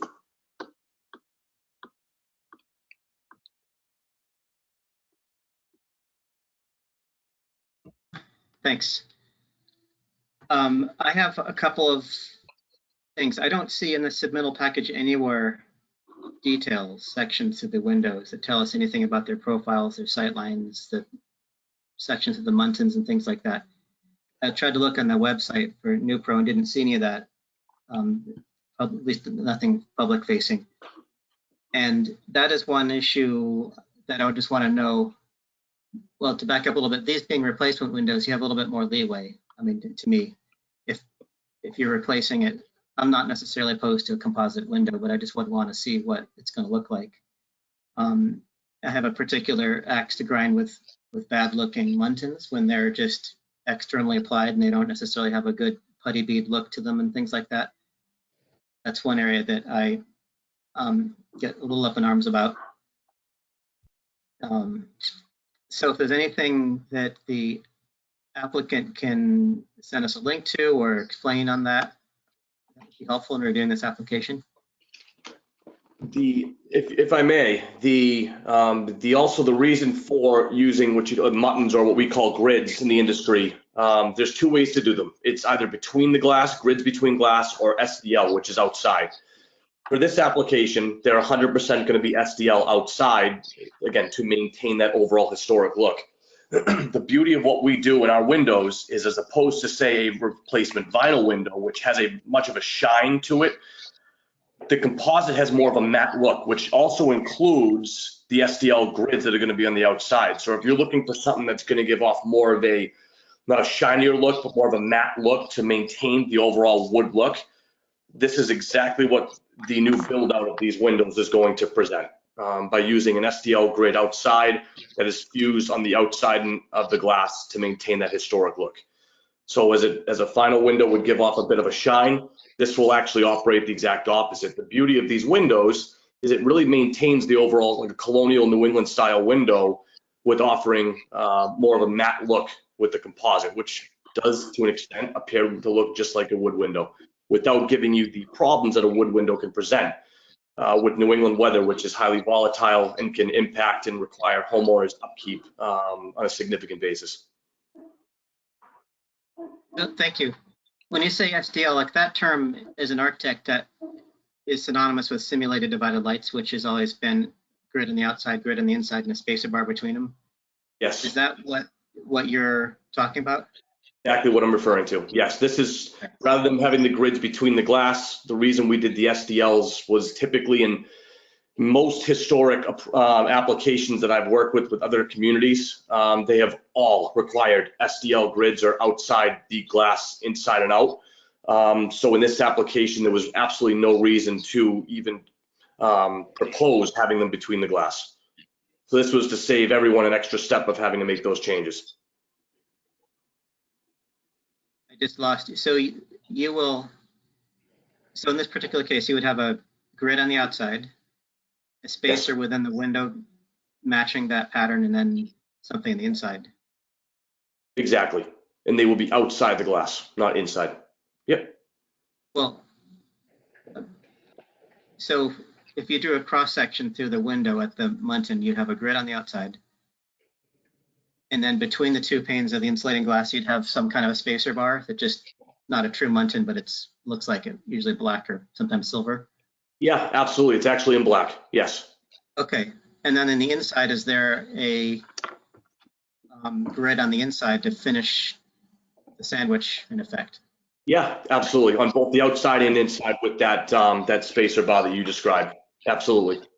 And what is the profile on the muntin on the outside? Is it does it look like a putty bead, or is it kind of like an OG or one of those other profiles? So it's going to have more of a narrower profile rather than like a square profile. It's another reason why we typically use the SDL grids for historical applications, because the between the glass grids are more of a square insert, as opposed to our SDL grids have more of a thinner profile to maintain that historic and colonial style look for the windows. But does So it there have is a taper? definitely, I'm sorry? Does it have a taper like a true muntin would look? Is that the idea? Yeah, and yes, and it's the reason we use it that way is to maintain that look. I mean, for future reference, it'd be helpful to have just a simple detail package. Like Sure. this. Yeah. I'm sure you have it, but Of I'm course, just sort of yeah. going For any future projects I work on with Somerville residents that require historical approval, I'll make sure to include those details moving forward. Sure. thoughts on this.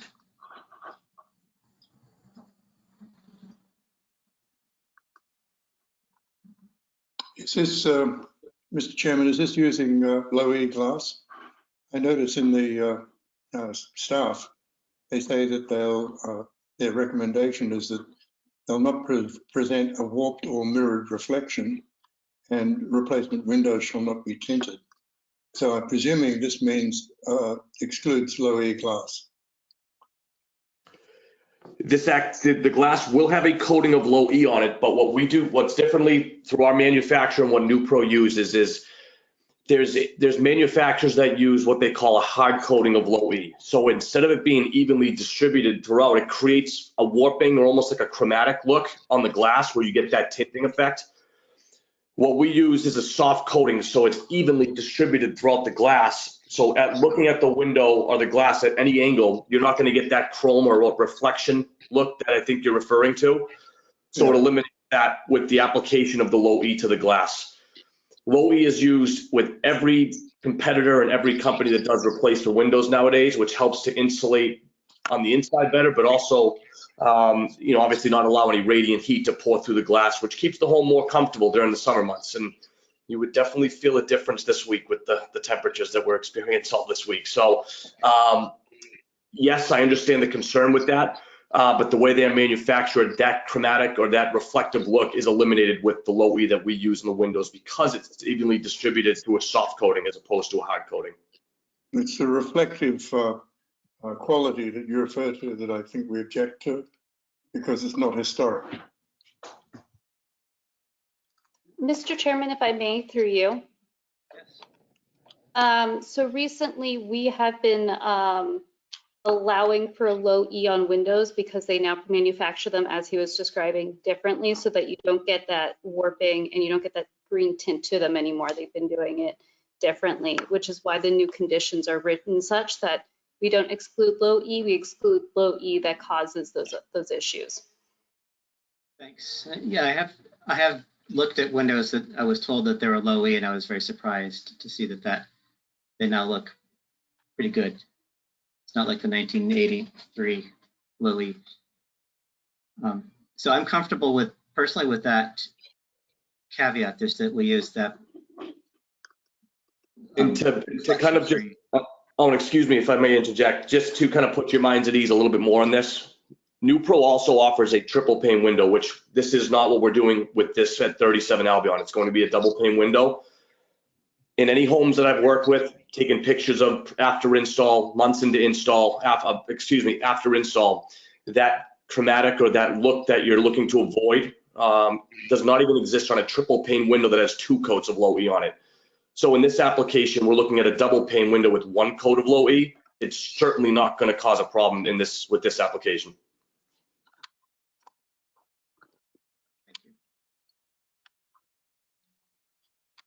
Anybody else have thoughts here?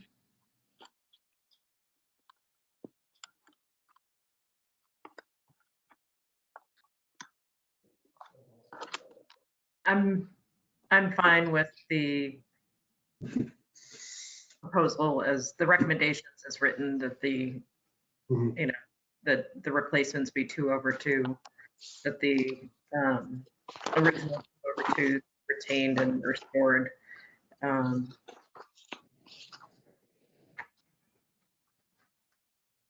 So.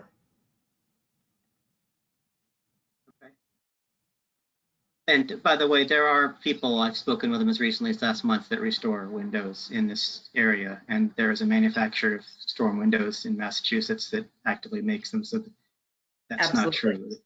Correct. Okay, well, in that case, I think we could move ahead with a motion.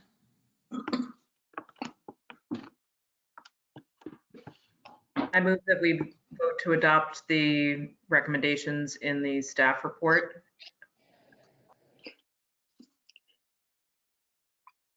This is for a certificate of appropriateness, right? Yes, I assume so.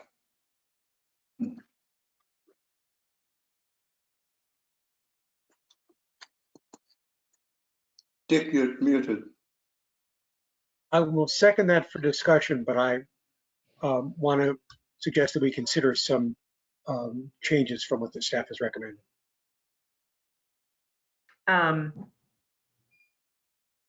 Then I withdraw that motion, and Mr. Bauer, let's discuss the changes that you are talking about. Sure. I mean, I think I would be comfortable in allowing them to use replacements for the, I think we decided it was 3 windows in the back. And it's partly because they are in the back, but primarily because it seems reasonable to conclude that they are not actually original to the house. And while, as Ms. Chekowitz pointed out,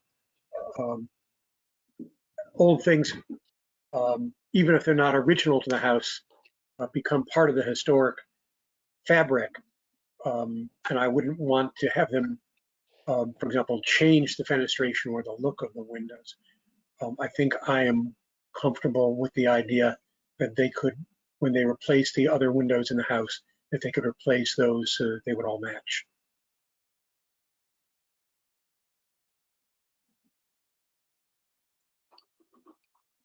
I would support that, Mr. Bauer. I think consistency is very important here. Yeah, I'd be open to that as well. That works, I think. I can be persuaded.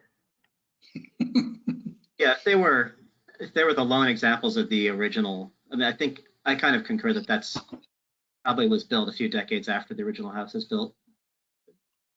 I'd be a little more attached to them, but it'll be nice that they all look the same. And those lonely 2 or 3 windows would put out their misery, I guess. So I'd be, if the new motion were to incorporate that change, I'd be okay with that. So let me then make a motion that we grant a certificate of appropriateness to replace all of the windows with the proposed wood composite windows with, if there's a low E coating, that it be of the type that, that doesn't reflect inappropriately. I have probably misstated that that characteristic, and that they would be 2/2 and simulated divided means. I second that. Okay. All in favor? Yes. Yes. Yeah. Opposed? Do a roll call. Mr. Falvey, Yes. Vice Chair Kelly, Yes. Mr. Bauer, Yes. Mr. Chagnon, Yes. Mr. Bingham, Yes. and I vote yes as well. So, thank you, folks. Thanks for coming to us with your case. Thank you very much. And yes. By the way, it's a And thank beautiful you for house all that today. you have done to preserve. Just wanted to thank you for all that you've done to preserve the historic character of the house all these years. Thank you, and I'd like to thank the committee on behalf of my wife, Mrs. Daly's daughter, and Mrs. Daly herself, and we appreciate it. Thank you. It's a house I like to walk by. In fact, it was just a few days ago. We're appreciating it. So keep it Yeah. up. It's a good house. Thank you. We do our best to try and keep it up. Okay, let's move on to the demolitions. First, we're in the determinations of historic significance, and we have two cases. The first is HPC DMO 2022.26, 71 School Street. The applicant is Ji Shi. The owner is the same as the applicant. Hope I got your name correctly. Apologies if I didn't. The applicant seeks to demolish a principal structure constructed a minimum of 75 years ago. Do we have an applicant here tonight? Yes, Mr. Chairman. Jishi, you have been unmuted. You will need to unmute yourself to speak. Thank you, everyone. This is G. Can you hear me? Yes. Thank you, Mr. Chairman, and everyone on the committee. So, I just want to explain the history of the project a little bit, and I'd love to get your feedback and opinion on this project. So the project has received the building permit originally late last year, and back then we were proposing less than 50% demolition of the existing structure, assuming that the building shell was in solid condition, which will allow the addition to the rear and the side. However, during the demo and the initial framing stage, the framers realized that majority of the second floor joists were in very bad shape. Most of them were like connected by about a quarter of the width of the joists. So they proceeded with removing those unsafe joists without asking me. So when so I didn't realize this will trigger the over 50% requirement for this historical hearing. So I apologize for that, and that's my fault as a general contractor and homeowner of the building. So the actual walls that we removed by accident, we're actually planning to rebuild those walls at the exact same location, which are the front and the left side of those walls for the second floor. So we're not proposing any changes with our original plan. And I appreciate all of the work you have done preserving, the historic significance of all the neighborhood in Somerville.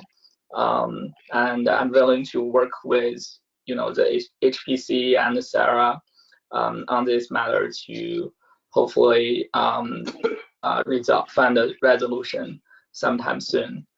And as you can probably see in the report, the project is being halted in the middle of the framing process, which is indeed giving the project a significant challenge, since all the wood is still under the weather since beginning of June. So that's I think some facts of the project, and I appreciate all of your feedback. Thank you.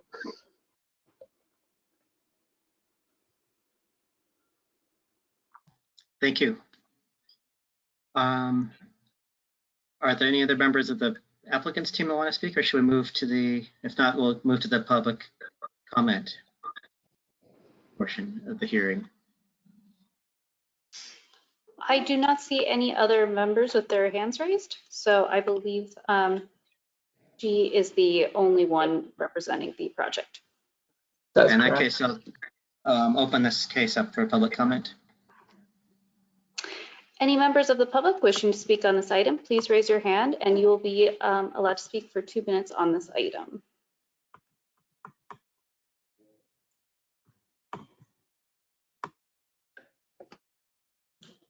All right, Mr. Chairman, I am going through the list. I don't see any hands raised. I'll do one last pass through just to make sure I didn't miss anyone. All right. Ron Cavallo, you are unmuted on our side. You have unmuted. Perfect. Ron Cavallo, 70 Victoria Street, Somerville. I'm very concerned about the economic plight of the applicant and the stated condition of the building. And I always drive by all these properties, and for all the reasons that I've stated repeatedly, I fully support, but more so in this situation because of the structural issues, the structure itself, which is void of any kind of architectural detail or importance. I fully support the demolition of this structure. I think the economic need of the individual is important. The structural integrity of the building should be taken into consideration. This individual will be significantly harmed economically if he has to address a building that is in such disrepair. But I repeat that this building, in my opinion, has virtually no architectural significance, and I fully support its demolition. I think it's good for the city. I think it's good for the applicant. I think it's good all around.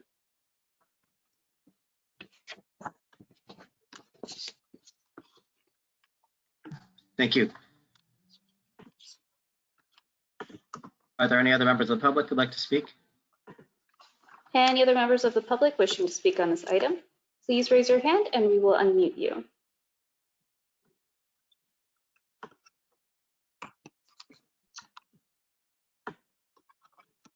All right, Mr. Chairman, I do not see any further members of the public wishing to speak on this item. You may close the public comment period. I'll close the public comment period of this case. I just lit up with a question. So is it my understanding that the applicant intends to reconstruct the walls that were demolished in there as they were previously? Yes. So the addition, the proposed addition is in the back and the right side. So those two those walls were going to be demolished anyway. And then the walls that should have stayed are the walls on the left and the front on the second floor. So the first floor walls, they are still there. So we are going to rebuild at the exact same location. Okay, thank you. So at the end of the day, what will be constructed will look exactly like what got removed in terms of, obviously, I understand that there's quite an addition going off the right side, but that's not really within the purview of this process. This is just to do with Yes. what's remaining. Yes. And yes. And it looks like essentially, so as you mentioned, it's a fairly nondescript building. It is part of a little run of the same type of house with a really narrow gable end with a big dormer on the right side. And that to me would be about the only area of significance of this structure is its role within that kind of the cadence of that streetscape there. It's not really a shining example of anything in particular in its own right. But anyway, let me back up and see if anybody else has any thoughts. Mr. Chairman, if I may, it seems to me this is the third instance in the last 12 months that's come before the commission of a building that's undergone some demolition without the approval of the HPC, when that building demolition should have been approved by the HPC. And it's the third building that's had a stop work order put on it. And I don't believe in the years that I've been on the commission that I've seen so many of these happen. I don't think, in fact, I can't recall one previously.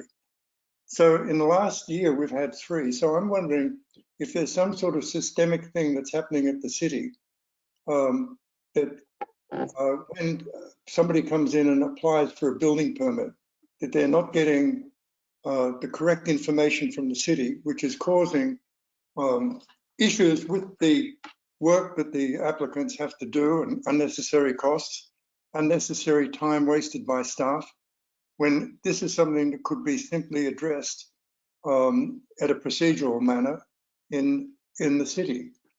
I agree with you as far as I think this is quite an unremarkable structure, but I'm also very concerned that the applicant was sort of interrupted in this work because they'd exceeded a limit of 50% of the demolition and were unaware that they had to come before us because of that. So I wonder if we can ask staff to do something about this to try and make this better and easier for applicants so they don't have to go through this anguish and financial hardship. Mr. Chairman, through you. Yes. Sarah White is currently working on more discussions on how to prevent this because we have also noticed this uptick. So we are currently trying to figure out how to address this to prevent this from happening. I think it, in some cases, might be some more education. In this case, the applicant went through the proper procedure, so it might just be ISD needing to add this as an explainer at some point during the permitting process. Because I do remember that they did go through the correct process, and preservation reviewed the original plans and signed off that was less than 50% demolition of the exterior envelope. So I do think in this case, it was just something that, it was just misinformation, not misinformation, just a lack of information on what would happen if it went past that point. But yes, I think it might just be talking to ISD and having them incorporate that when they're talking to applicants so that they are aware. Good, thank you. Yeah, and I'm thinking just in my experience with contractors, it might be helpful if they have just a standard rubber stamp that they can plonk down on the framing drawings, like they do that with other aspects of life safety things and all that routinely in different towns. If they just stamped the site set that they're required to keep on site, that gets referenced by contractors and subcontractors with a big rubber stamp that said, you know, any demolition beyond 50% requires HPC approval or something like that. Because I think that's probably what as the general contractor, they're going to sub out the framing. And so there's a level of detachment there. The person who's pulling the permit isn't the one who's doing the framing necessarily, it's somebody else usually. So maybe something that's on the actual set that's on site, that right there in red on the framing drawings would be enough of an indicator. But yeah, it's a good point, Alan. I think we've seen a lot of these lately. Yeah. Okay. Mr. Chairman, I will bring that suggestion up with Sarah White, and we'll see if that's something that's possible that ISD can have them do. In Yes. terms of the historic significance of the property, while, you know, it reads that it is an older property, it's been so heavily modified through the years with the awkward third floor dormer and the change in fenestration and removal of any trim or detail or anything, that I don't find that there was any historic significance to the structure. I completely agree with you, Vice Chair Kelly.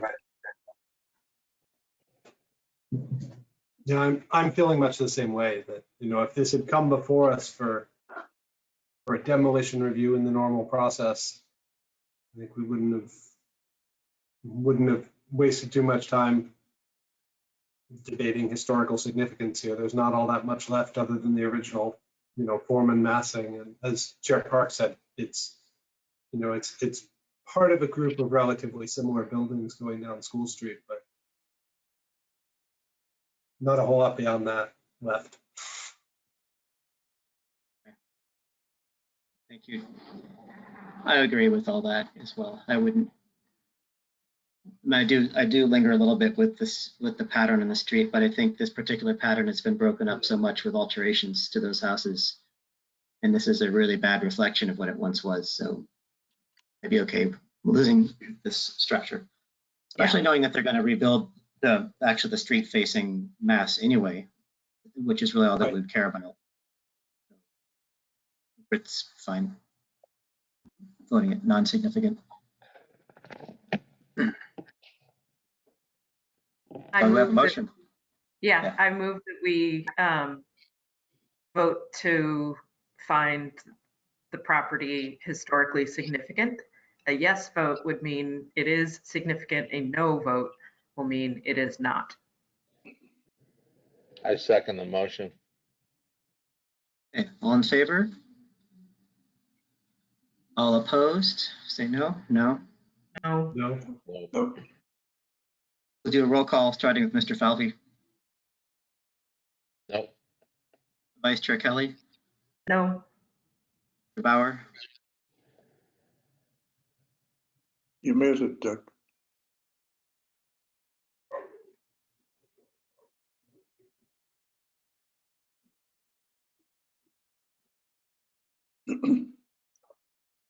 Nick, we didn't hear you.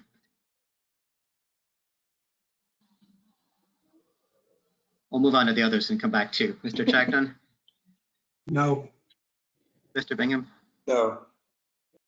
I vote no. And how about you, Mr. Bauer? Are you back with us? No. Okay, thank you. And we do need to adopt findings. Does anybody want to propose a set of findings?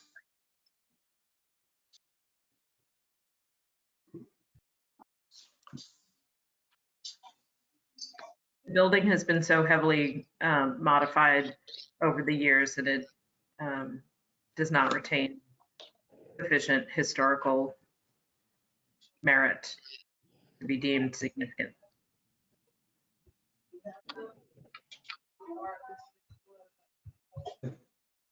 Additions to that? I think I'd also suggest, Mr. Chairman, adding something to your comment, that along the lines of your comment, that it's been altered to the point where it also no longer meaningfully contributes to the sense of the streetscape. Yes, thank you. Yeah. That sounds good to me. Can we have a motion?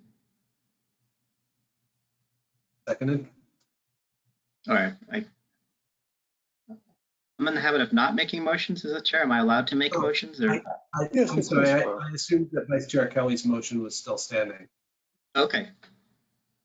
Apologies. I move that we adopt, we vote to adopt the findings that I proposed and as added to by Mr. Chagnon. Seconded by Mr. Chagnon. Seconded.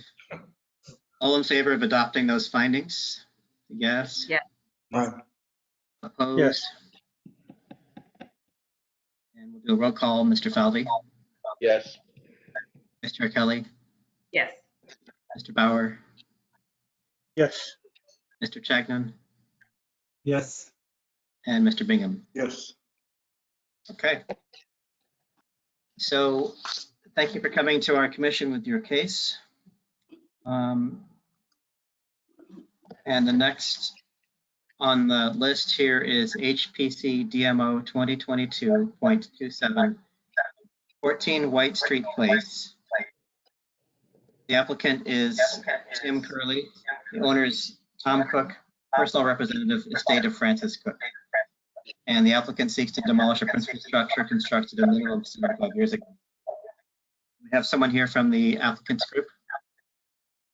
Yes, Mr. Chairman, Tim Curley, you are unmuted. You may speak, and if there's anyone else from your team here, if they would like to raise their hands, I can unmute them as well. Thank you, Mr. Chairman. Can everybody hear me okay? Yes. Thank you, other distinguished members and staff. My name is Tim Curley. I'm the applicant. A little bit about myself. I'm also currently a landlord to 9 households in Somerville. I've got a great group of tenants. I've been really lucky with everybody. It's a great diverse group of people who all bring something to the community. I really love the welcoming culture of Somerville. That's why I hope to invest more. So that brings us to White Street Place. I'd like to thank the HPC staff for publishing the very thorough and educational report. I understand that the matter is entirely in the hands of the HPC and that the decision is made according to strict criteria. And I don't think it's part of the consideration, but I will add that I have been in touch with all of the abutters and many of the neighbors, many citizens over town too. I certainly don't presume to speak for everyone, but I do believe that the consensus is that the buildings would not be missed.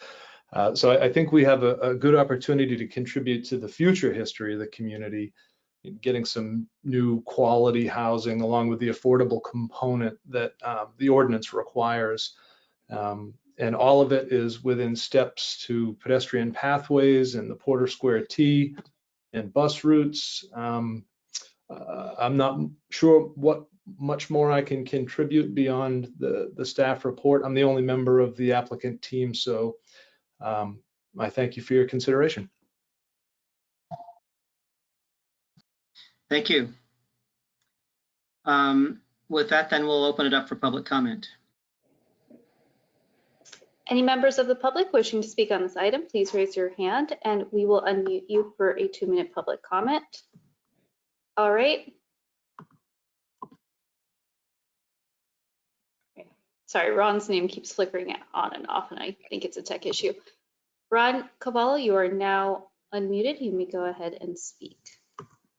Thank you. Ron Cavallo, 70 Victoria Street, significant landlord in the city and property owner, and 5 generations of ownership in the city, resident since 1894.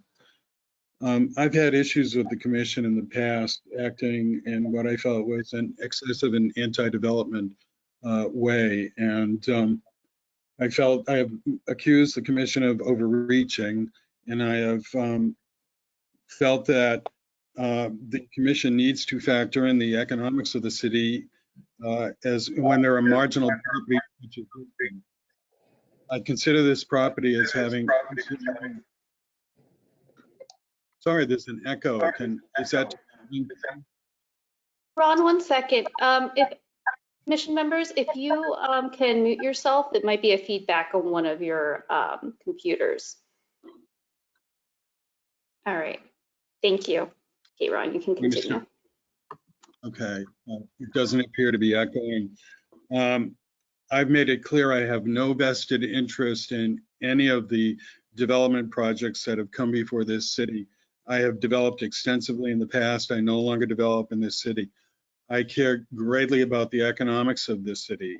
I've explained a number of times the importance for the tax base to be increased. I've also heard comments that this commission should not look at the economics, that they should look at the property. Well, I think when there are marginal properties, and I would describe this one as having no historical or architectural significance, I would consider it marginal.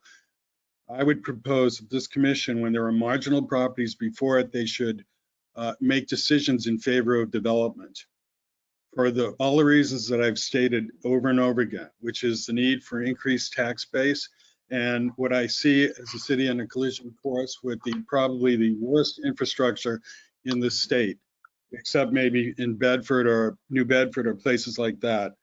Having just damaged my wonderful European car on the streets of the city for the second time, I fully support the demolition of this property, the increase of units to the city, and the linkage that this project will bring to the city. Thank you. Are there any other members of the public who'd like to speak? Any members of the public wishing to speak on this item, please raise your hand and we will unmute you.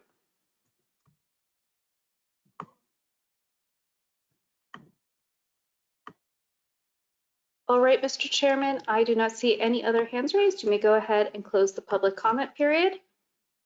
I will also take this moment to remind you that per code, you are legally only allowed to consider architectural and historical significance when regarding the determining these properties historically significant or determining them preferably preserved. We'll close the public comment portion of the hearing. Yeah, and just to recap with the applicant, that this is a two-step process, as you probably know. The first step is this one where we decide whether the building is significant in its own right, and that only looks at the building as it is, or by itself, or in its relation to houses around it. If we decide it's historically significant, then it goes the next month to an actual public hearing in which we decide, we assess all the factors around it, its state, its other aspects of the project, and see whether it would be preferably preserved or not. So at this stage, we're just looking at the building itself. And does anybody want to start off with any comments?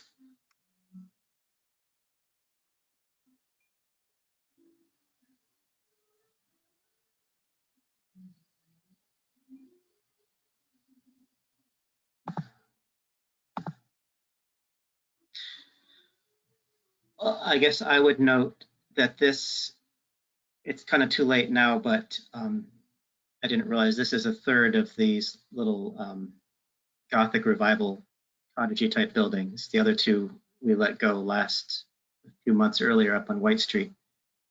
Among the three, this is probably less, well, it's not true. The one on the wood siding, there's less going on. It doesn't have any of its barge boards or other detailing going on. It's just the only reference to that kind of Gothicness is the little dormer off the side and the steep, the pitch of the gables. Otherwise, it's a fairly plain building. It looks like it's had significant modification through the years too, Mr. Chair.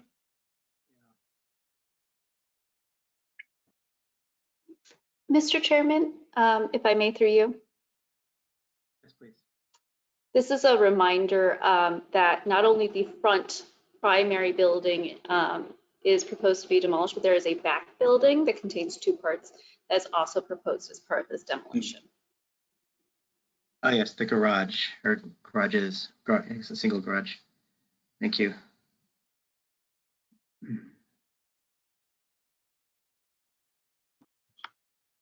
So while I think that the main house is cute with its gable roofs, the house has been heavily modified. The structures in the back, I don't think have any historic significance whatsoever. But the cottage in the front is quite sweet, but I don't know that it's got enough going for it, and it's unfortunately does not have bearing on a streetscape or anything like that that's existing, so.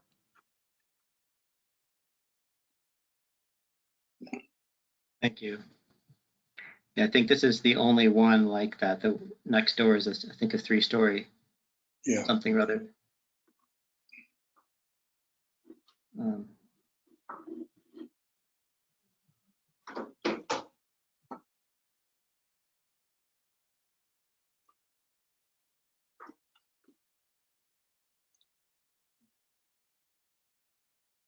Any other thoughts on this?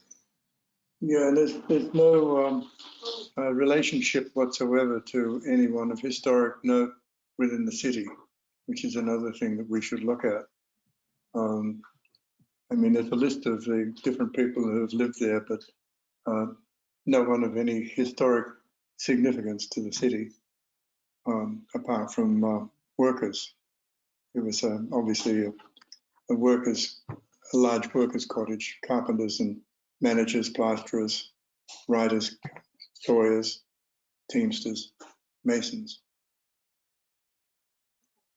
So it's not historically associated with anyone of historical significance to the city, according to how we're supposed to consider these.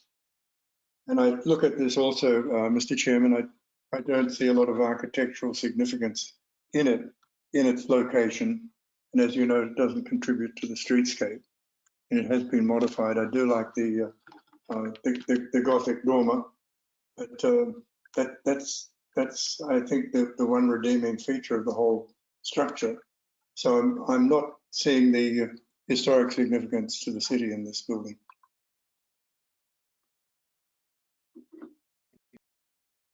I think, Mr. Chairman, to concur with what Mr. Bingham and Vice Chair Kelly have both said about relatively, and yourself, relatively unremarkable. It's not really seeming to contribute to much of anything architecturally or historically or streetscape wise. Thank you, Mr. Chagnon.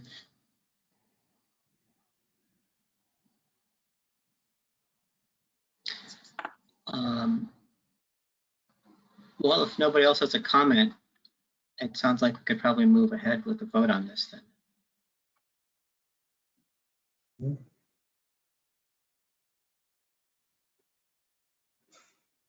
I move that we vote to find the property historically significant. A yes vote means it's significant. A no vote means it is not. I'll second that. Okay, we have a motion for significance. All in favor? All opposed? Say No. And the roll call, who's first here these days? Mr. Falvey? No. Vice Chair Kelly? No. Mr. Bauer? Mr. Bauer, you're muted.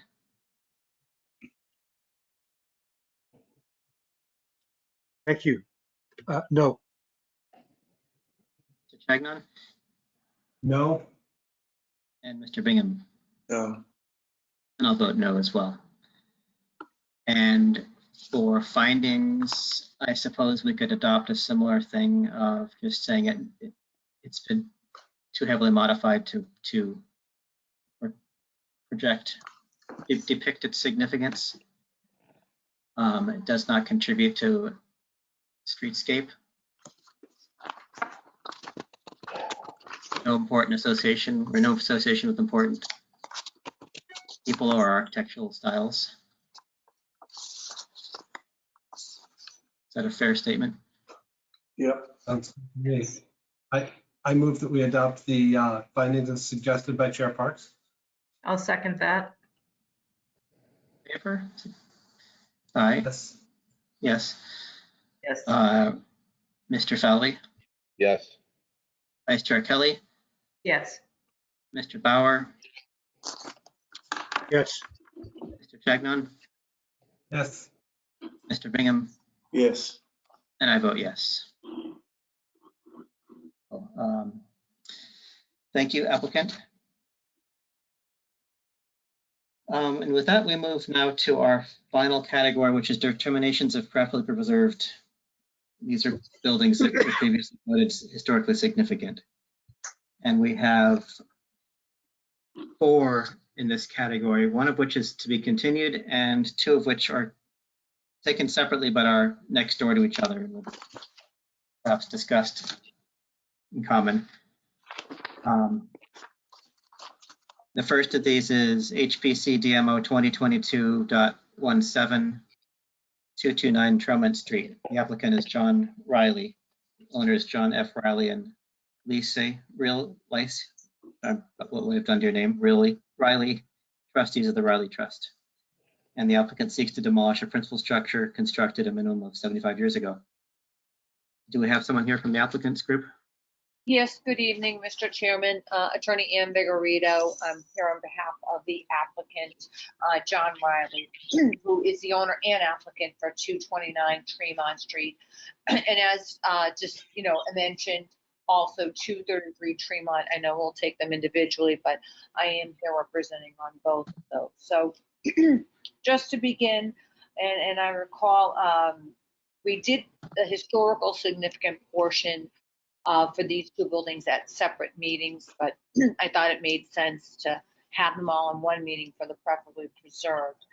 I know there was a description, and I can't remember if it was Mr. Bauer or Mr. Bingham who had made the comment that, well, without them there, it would look like a couple of missing teeth in a mouth or something, or the missing tooth, something to that effect. And I can understand that.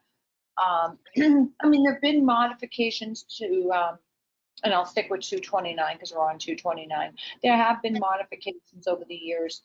Mr. Riley has owned this building for a number of years, and it's a tenant, it's a rental property. So over the years, many alterations and repairs have been made, to the building.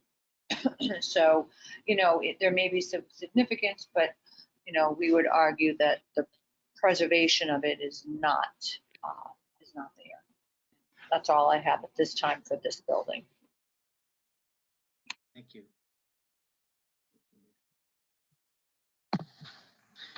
Thought I was muted. Thank you. Then if that's it from the applicant for this case, let's move to the public comment. Any members of the public like to speak? Please raise your hand. Thank you, Mr. Chairman. So far, I see Ron Cavallo's hand up. Ron, you are unmuted. Yeah, Ron Cavallo, 70 Victoria Street. I'd very much like to comment about these 2 properties. I certainly remember the missing tooth comment, and frankly, it befuddles me. Also, this whole idea that there's a rhythm or consistency, well, what was bad, in my opinion, was just replicated. And I see no architectural significance in both of these structures. What I see is an opportunity for the city. This idea that these 2 structures might come down and be a negative thing, or these 2 structures should be renovated, makes absolutely no sense to me. What I see as an opportunity, these 2 structures could come down and spur additional development and undo what was bad in the beginning. There was nothing nice about these structures. The fact that there was a rhythm, I think, is a negative, a severe negative. There's nothing beautiful about these series of structures. They've been altered significantly. It would make absolutely no sense, given the 2050 mandate to be a net zero city, to renovate structures of these kinds. It's almost impossible to get these structures to be energy efficient because of the way they're framed, the balloon framing, the light framing, everything that goes with it. These 2 structures, if they were to come down, could be a terrific benefit to the city. It could spur development of other 3-deckers on this row of 3-deckers and dramatically improve the character and the architectural importance of this strip. Right now, it's ugly. It's old Somerville. It does nothing for the city to save these. It is, in my opinion, a sad mistake to consider preserving these two buildings, a sad mistake. And it would do nothing but cause economic harm. Now, you have to look at the structures, not the economy. This is a marginal issue. One needs to look at the economic benefit when there are structures like this.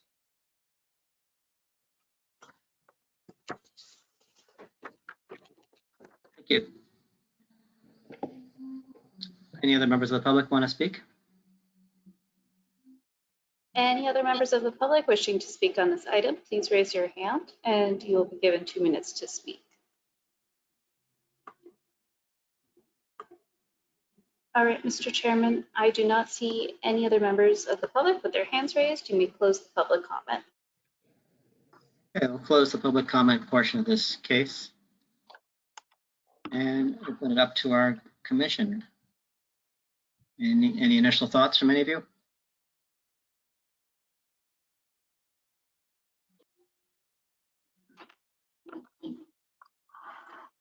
Yes, Chair Parks. I have no idea what the comment was about a missing tooth, but somebody's attributed that to me and it seems to have stuck. What I saw was 4 triple deckers in a row, which were paired together as mirror reversed. And that's what I saw as being significant in this. But I would have to agree that they've been significantly modified over time with the plastic siding and the replacement windows and the metal stoops, everything that has changed in from the original structure that it was. So when I look at this, the only significance I can see is in the streetscape, which I think I referred to previously when we discussed this, of the 4 of them being mirror reversed buddies on the street. And in that context, I think is why I looked at it as being significant. So that was just my thoughts on it. I will add to that that these are not only a grouping on Tremont Street, but they continue on to Webster. There are 9 properties, one of which is a double, so effectively a grouping of 10 triple deckers. And in that, I find that that is significant, and it speaks very much to that area's past as part of development with, worker housing, and that is culturally and architecturally significant. Whether it is fancy or grand is not a requirement. It has architectural merit and significance as a building style that speaks very much to an era in the city's history, and to a significant group of Somerville residents and citizens who were very important to our community. And so it is the contribution to the streetscape in the grouping along Tremont and Webster that I find significant. And while the building has been heavily modified and does not retain its original detailing, it is the massing and the contribution to the streetscape that I think is very important, and again speaks to what this area of the city was.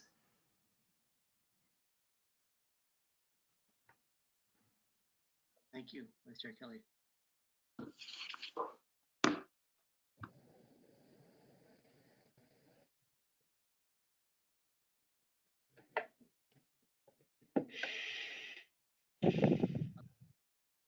Yeah. I would say I agree with that. Yes, it's true. A triple decker with the bay is not these are not unique buildings, but the grouping of them like this, and they're modified with the plastic and the fake windows, the real windows, but you know what I mean. Underneath that, everything about that building, as well as most of the neighbors, is intact. In fact, I bet that there are even cornices beneath the vinyl that are wrapped there. So I think that preserving that or allowing that level of importance exists to guide what might happen when and if they end up going, I think is of some importance. And as you said, it is a strip of not just 5 along that street, but as you turn the corner, the pattern continues. And the only one that disrupts it is actually a double, triple, 6 side by side, which has the same rhythm, only it's 2 attached in a mirrored way. So conjoined. Conjoined, yes. And I understand this is a prime development area. There's a new T-stop steps away, so it's likely that this will end up being something that, if we voted it preserved, might end up being something that's, well, who knows? I can't speak to the future. There's a lot of development pressure to not keep these buildings, and I get that. But that doesn't detract from the fact that I think they'll be carefully preserved.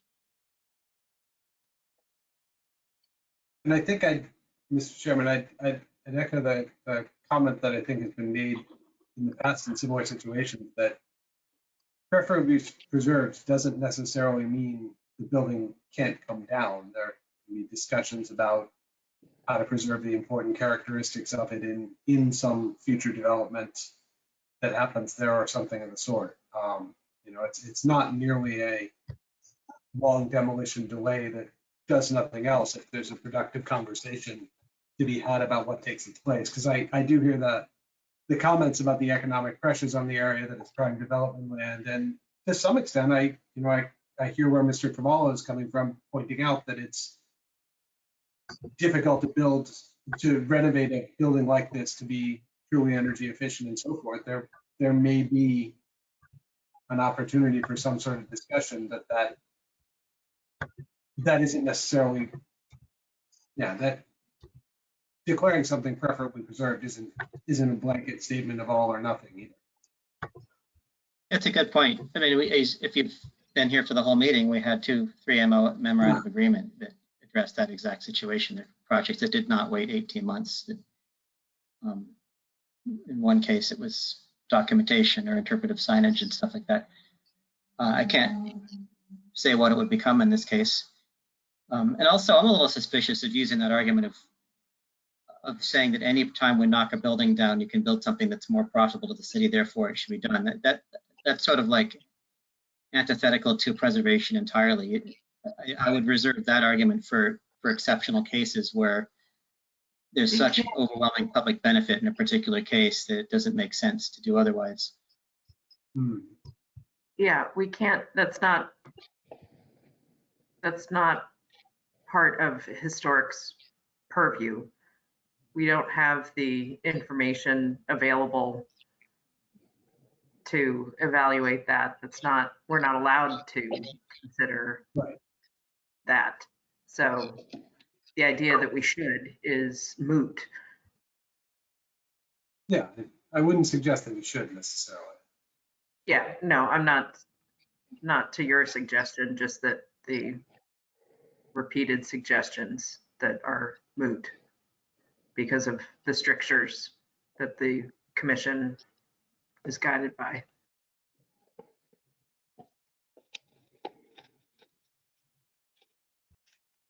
Yeah, that's a whole discussion that I don't think we're prepared to delve into what the highest and best use when you're losing 6 units and gaining what. But as you said, Robin, we can't. Our mandate isn't to go down that path. Right.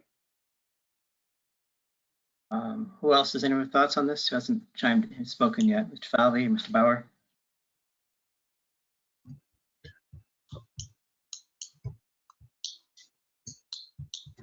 So I think I may have been the person originally who said if the buildings came down, it would be like losing a couple teeth. And I still think that that's the case, that this is a significant group of buildings, even though none of them is an architectural masterpiece, but that's not our test. So I think that they are perfectly preserved. Thank you. I don't have anything to add, Chair Parks. I appreciate the astute observations of all my colleagues here and endorse each one of them. Thank you, Mr. Falvey. That being the case, then it sounds like we might be ready for a vote on this, or a motion.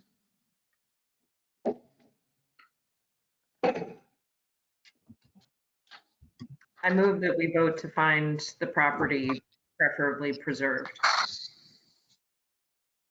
Seconded. All in favor? Yes. Yes. Roll call, Mr. Falvey, Yes. Vice Chair Kelly, Yes. Mr. Bauer, Yes. Mr. Chagnon, Yes. Mr. Bingham, Yes. and I will vote yes. And we need to adopt findings.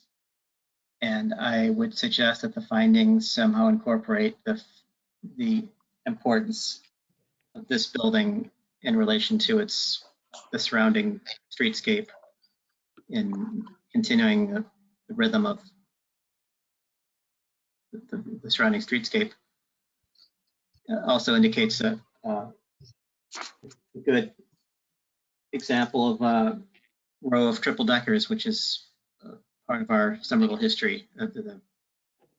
Speaks a certain time of our economic development in the city.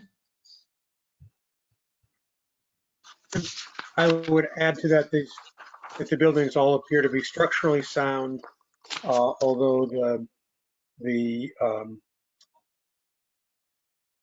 been recited and had new windows and stuff. The basic fenestration and the basic character and envelope of the building is quite readable. Yes, that Yeah, I would say- it retains its form and massing. Yeah, I don't know if I would quite say structurally sound, because that sort of implies that we're making an We assessment. don't know that. We don't know that. It does, and you are right. I think I spoke inartfully, and Vice Chair Kelly nailed it. Thank you.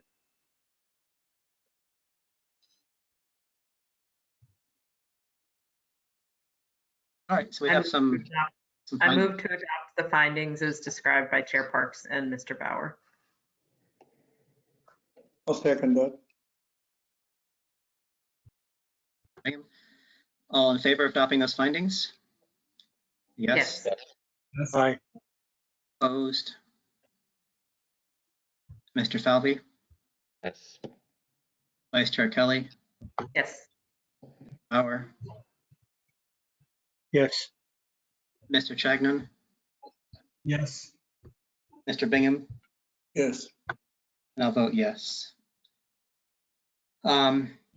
And hold that thought, because we're going to go to the other building next door to 233 Tremont Street, which is HPC DMO 2022.18.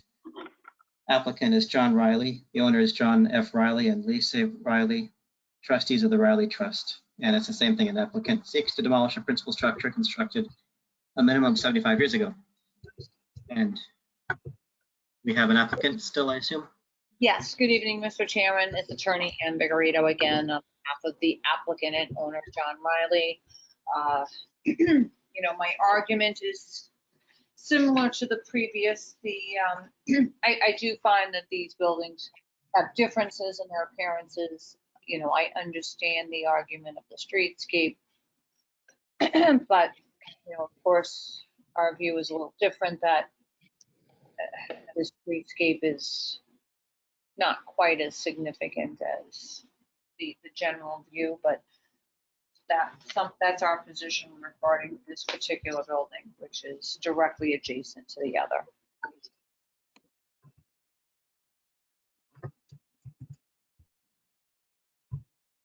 Thank you. And I assume that you're the applicant, so let's open it up for public comment. Any members of the public wishing to speak on this item, please raise your hand. All right. Ron, you are unmuted. You can go ahead. Yeah, Ron Cavallo, 70 Victoria Street. I want to say that I don't understand the argument about the streetscape. I think the streetscape and this argument that these structures have architectural significance because there's a rhythm, these houses, I believe, are unattractive. They add nothing to the city. I think this is ridiculous, absolutely ridiculous. Yes, there are pressures of development. That's a good thing. This neighborhood could be, this was a slam out. This was ugly to begin with. This was cheap. You want to hearken to the history of this city? Well, you know, let's hearken to the fact that the FBI took control of the city hall because there was so much corruption in this city. I think that argument is about as relevant as your argument. I think this is utter stupidity. And I heard the missing tooth comment, and yes, maybe it was incorrect or maybe it was not poorly thought through, but I think it was just wrong. And I think it frankly tainted this project, this potential project. I see an opportunity here that this city is missing. I think these structures are hideous. It's a shame. I think this commission is wrong.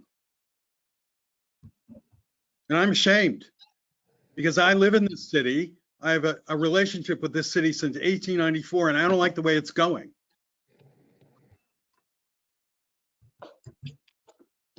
I think this is overreaching. I think this is stupidity. I think this replication of a consistent structure in this case makes no sense to me to preserve. None.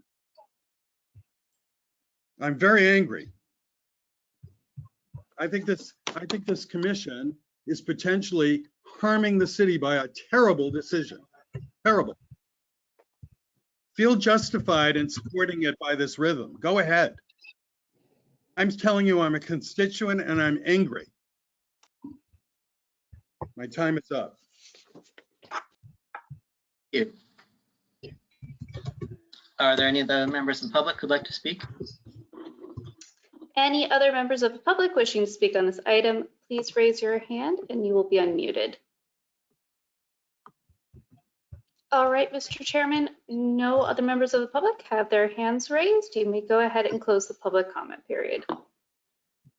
Okay, I will close the public comment period of this case and we will discuss it. And it's obviously much the same arguments as we had next door, or same thoughts, I imagine.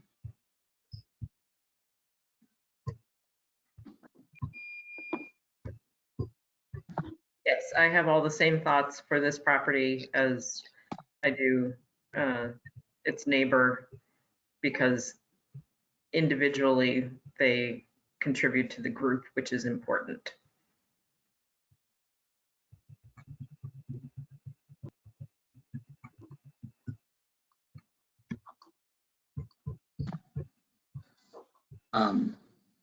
Yeah, actually looking at that, this actually has a little bit more, a tighter connection with its immediate partner on the right, even. They're very close and they are truly mirror images of each other, probably built together.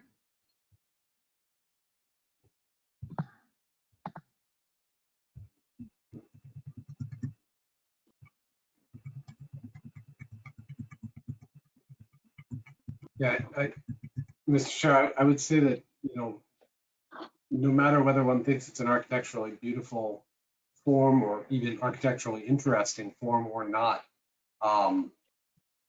you know, that the triple decker is very iconically Somerville's history and how it was developed and so forth. And yes, they once existed all throughout the city. There are not all that many large groupings of them left that capture that part of the city's history. And, you know, much as it may or may not be a portion of the history to be proud of, it's a portion of the history. And our mandate here is to preserve the historic character of the city. That seems pretty clear cut to me as to what the mandate is and does not include. So.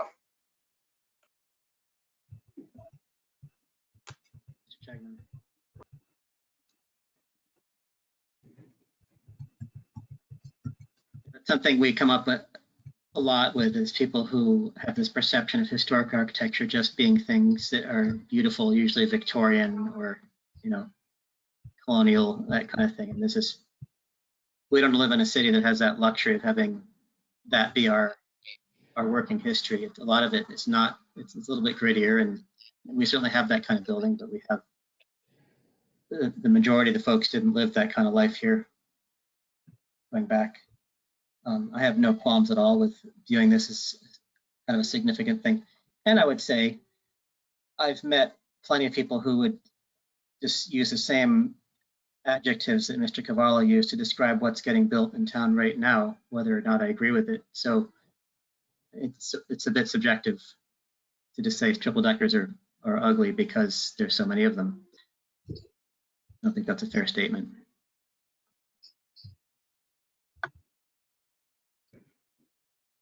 I come back to the, go ahead. Sorry, I DJ. said, go ahead. I was just going to come back to the fact that we've, I can't remember how long ago it was, but I remember semi-serious, semi-joking discussions about when is the time going to come along where we have a building come in front of us for demo review that has original vinyl siding. We have to vote to preserve the original vinyl siding, and it will come. And if it's the historic fabric. And chain link fences. Yeah. Yeah, exactly. I've kind of reached that point with asphalt siding in a way. There's some old asphalt patterns that have actually become a little bit dear to me. The fake wood grain and the fake brick. You don't see that much of it left anymore. But I think Mr. Bingham was going to say something more substantive than that. Yeah, right. Yeah, I was just going to say that as I drive through the city, I can't help but notice a number of triple deckers that are being gut rehabbed into 3 luxury condos. And they're keeping the original massing and form of the structure and actually rehabilitating quite nicely and keeping the streetscape intact. Now, I appreciate that these are 2 together, and that something that Mr. Cavallo said does resonate with me, because if you took these 2 out and you put in a large building, you would also start to invoke the inclusionary housing. And we do need a lot more affordable housing in the city. Whereas if you kept these 2, 223 and 229, and you got rehab and followed what seems to be the prevailing course with triple deckers in the city of Somerville, you avoid the inclusionary housing.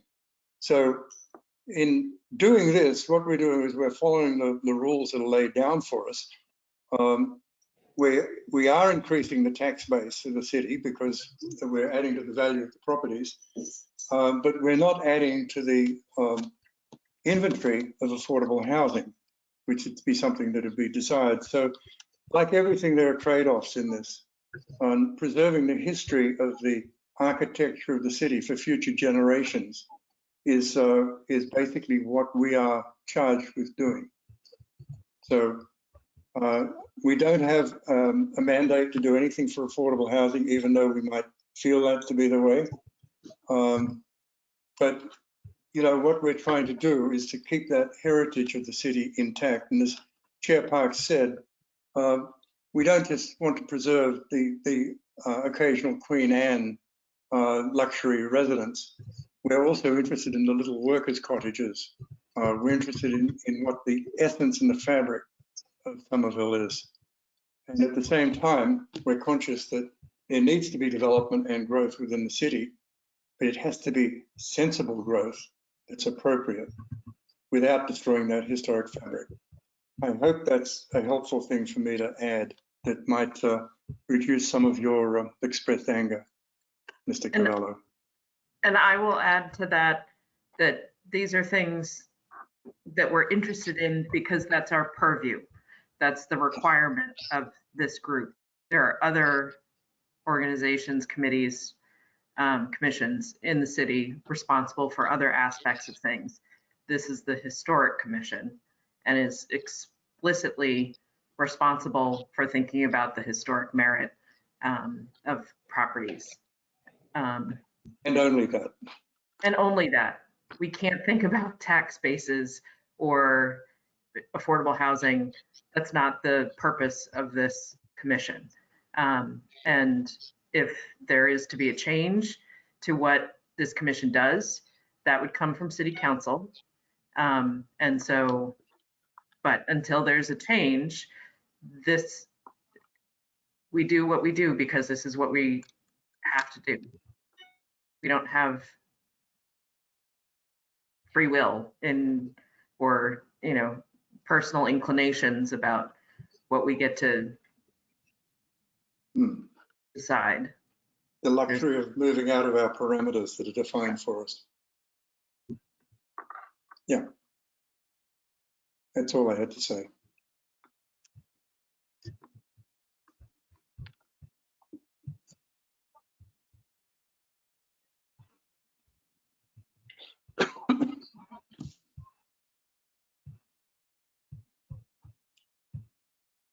Eric, I think you're muted. Apologies. Is there any other discussion, or should we move to a motion?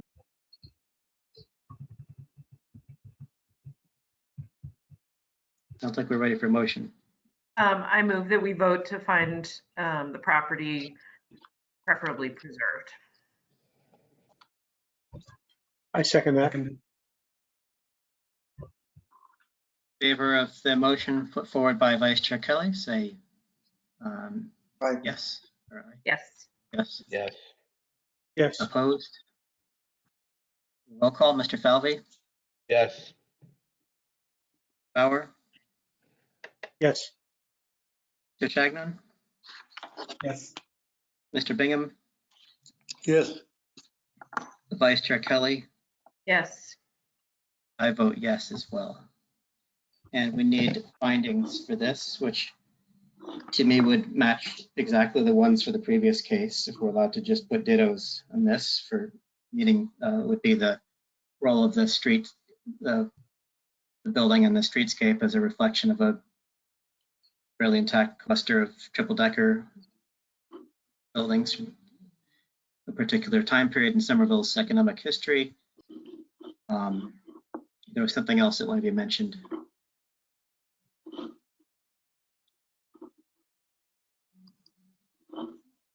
The building does retain its original form of massing. That the group is representative of a period in time, an important segment of the population.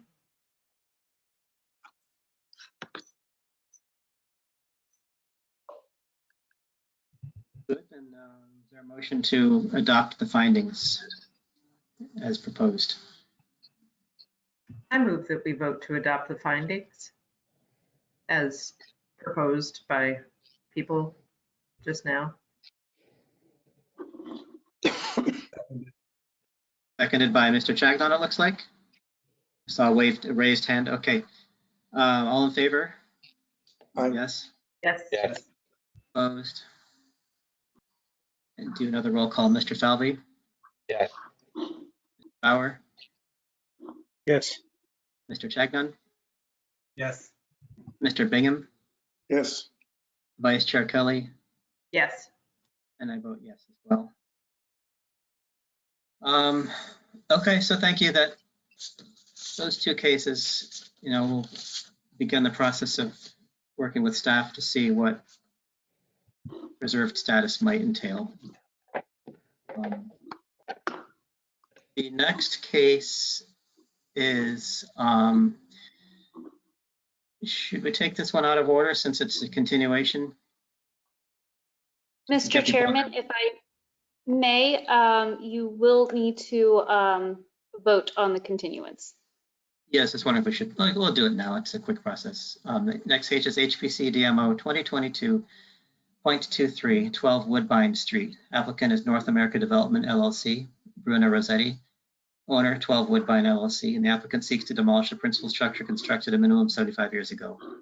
And the applicant has requested that we continue this to the September 20th HPC meeting, which is 2 meetings from now, 2 months. Let's have a motion to continue this case. So moved. Second, anybody? I'll second. Seconded by Vice Chair Kelly. All in favor? Yes. Yes. Yeah. Opposed? Roll call, Mr. Falvey, Yes. Mr. Bauer, Yes. Mr. Chagnon, Yes. Mr. Bingham, Yes. Vice Chair Kelly, Yes. and I vote yes. You've all juggled on my screen. You've changed my sequence here. Okay, and then the last case tonight is HPC DMO 2022.24, which is 90 School Street. Applicant is Ralph Malin. The owner is the 90 School Street Realty Trust, and the application is to applicant seeks to demolish a principal structure constructed a minimum of 75 years ago. Do we have an applicant here?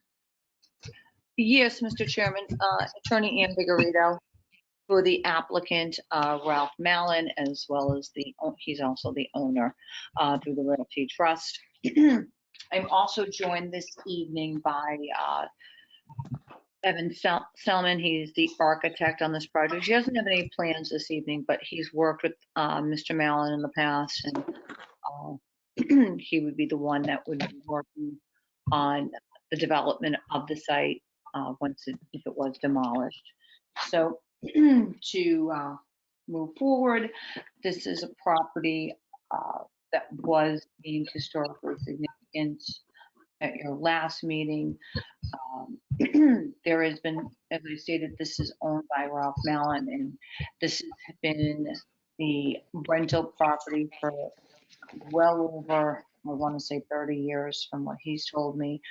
There's been significant alterations to the property because it's been used as rental. There's been many replacement windows and doors and removal of porches and additions of some porches, modifications, as this is a rental property. And, some of them were, necessary. There is vinyl siding as well.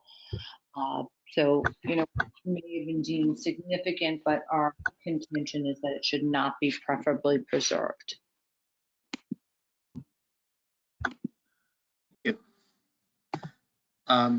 Would anybody else from your team like to speak before we move to public comment? Evan is available to speak. I think he may just, say what I've already said. Yeah, I have nothing else to add. Thank you, though.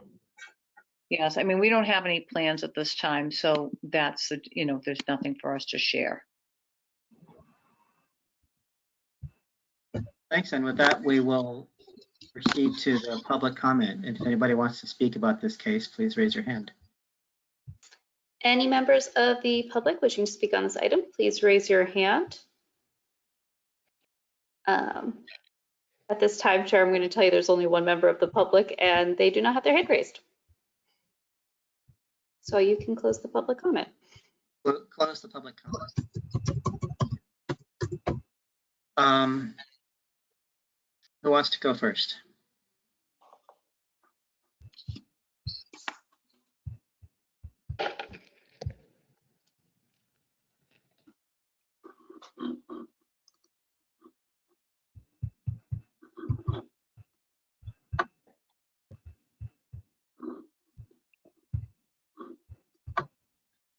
Well, then I'll start by just pointing out a few things. It's actually a fairly well intact building, and by Somerville standards. I think it has vinyl siding, yes, but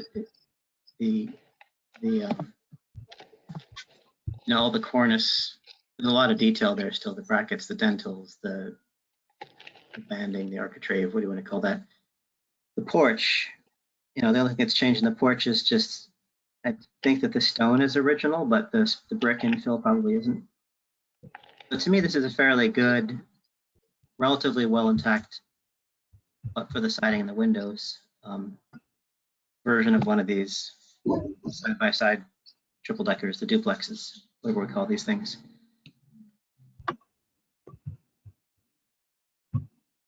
Not part of a pattern. I don't think there are multiples of these around it, but it just happens to be nice in its own right.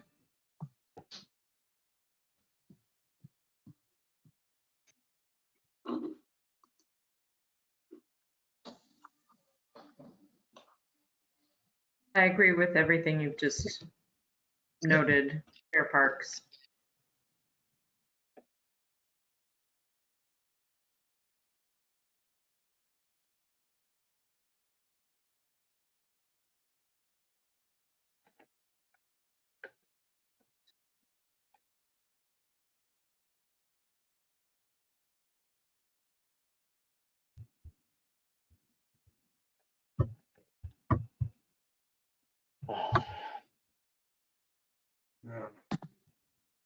Anybody else have thoughts on this? Mr. Bauer? I mean, I would agree with what you've said. There are not other structures just like this here. This is a street that's slightly older than that. This is a street that this end of the street developed probably in the 1870s, and this looks like a early 20th century building, either space that got left over when other things were being built, or that it's a replacement for an earlier building on the site.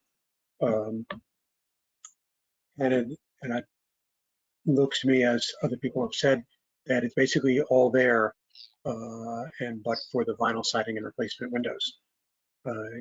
You look at it and get a pretty idea of what it was like when it was first put up. I also note, although this is beyond our purview at this point, we see some other buildings that are being torn down where they are relatively small for their lots, but this is quite a large building that occupies most of its lot, and it's hard for me to imagine what they are planning to put in its place.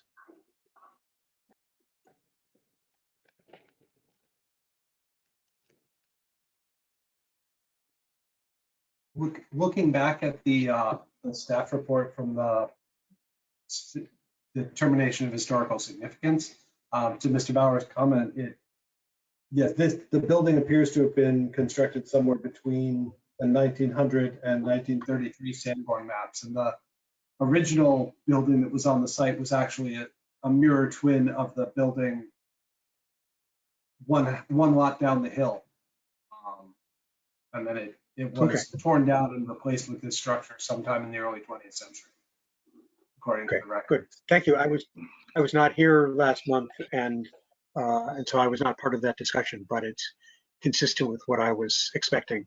So thank you. Yeah. I mean, I think for me, this is coming down to the question of sort of where the line falls between historically significant and preferably preserved. You know, is there something about it that contributes to a broader understanding of the character, the development pattern, anything else, even the rhythm of open space and so forth, or the history and so forth, or is it simply, you know, of significance in its own right, but particularly noteworthy? And I'll be honest, I'm on the fence on this as to where it falls on that line, and not sure either way. I think, you know, to Mr. Bauer's point, it would be hard to imagine what might be worth tearing this down to put it in its place from a development perspective. I mean, I suppose maybe simply a more efficient building, but from a developer's point of view, but it's a pretty full lot already. Yes, it is. Which on the flip side raises the argument that it's a pretty full lot already. Can't get much more full based on current zoning. It's not going to necessarily mess up the rhythm of the streetscape any more than it already does or anything like that. Not that it does necessarily mess it up, but you know what I mean, I think. It's getting... Just following on my previous comments about gut rehabs and rebuilding, if they did a gut rehab on this and it became 6 luxury condos, because there's no such thing as an ordinary condo now, they're all luxury condos, because it's an existing structure, it doesn't qualify for inclusionary housing. But if you tore it down and rebuilt it, it would actually rebuilt 6 there, it would qualify for inclusionary housing. So, you know, not only is it, as far as I see, a candidate for some renovation and restoration, but it would be financially more practical for the applicant to look at this as a restoration and renovation rather than a tear down and a rebuild anyway. So I'm a little bit perplexed as why somebody would want to do that, given that the structure itself has its original form and massing, and as has been noted, it's got a lot of detail there, and it appears to be in really good condition, apart from the funny windows and doors. But I'm May I sure respond to the some of these? applicant's aware of all that. I'm sorry, this is Evan from Calsa Design. May I respond to some of these comments? Sure, yeah, please do. Just thinking aloud, Evan. Sure. So the existing structure is it's a multiplex per the zoning code, which is limited to up to 6 units.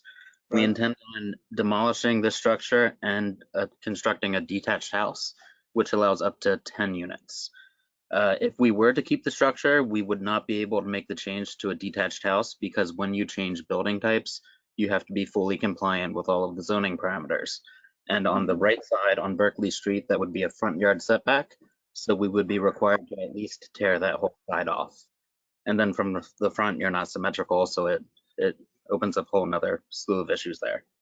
But the intention is to demolish the existing multiplex and construct a new 10-unit detached house.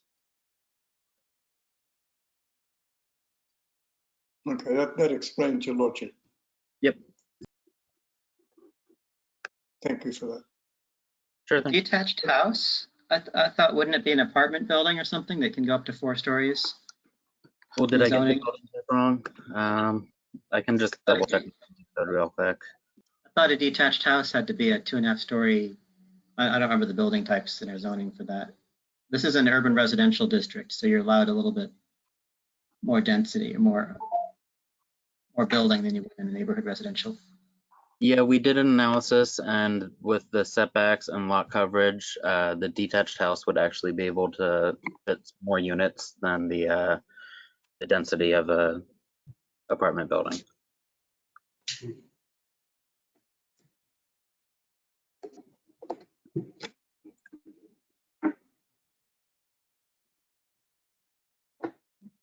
Okay. Could you explain the term detached house? Sure, I'm just pulling up the zoning code really quick so I can get it accurate. I'm sorry, detached house is for NR zones. I'm thinking of an apartment house. That's my mistake. So an apartment house per the zoning code. Just getting to that page. Apartment house is a moderate floor plate detached multi-unit principal building designed to appear as a large house.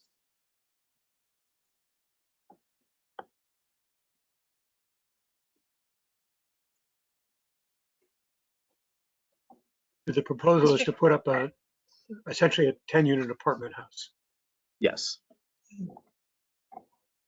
Thanks for clarifying. Yes, and Mr. Chairman, through you, speaking with my colleague, yes, it would need to be a apartment house or building. It would not be a detached house. That's my mistake. I'm sorry. Yeah, I just pulled it up, but we're getting kind of far from the preserved discussion, but dwelling units minimum 4, maximum 10 with an apartment house. Maximum 2.5 stories. So you would obviously be putting in tiny little units there, I guess, if it's more or less the same volume. But it's somebody else's economics. If it makes financial sense to rip it down and put 10 tiny little units instead of 6 larger units, that's somebody's thing. Ultimately, that's the question for us. And as DJ mentioned, that these things are all a little squishy because, yes, there are other attached triple deckers like this. This is a pretty nice one. Not the only one in existence in the city. I wouldn't say it's a rare building type, but it's a very nice example one. This is a 3-unit building. So even though it's a you know, sort of has the double, it is just a 3-unit building. Oh, each unit has the whole, oh yeah, look at that, the door, okay. So they're just big units then. Do we know I was how just large wondering. these units are?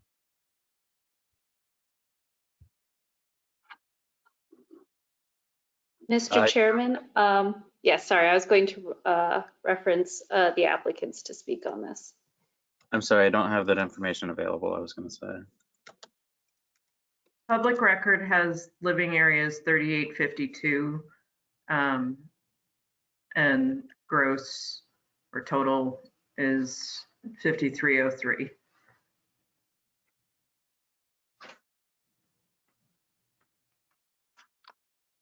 Well, that's all something that obviously you as the designer and the applicant need to figure out what would go on there. It sounds like you put some thought into it.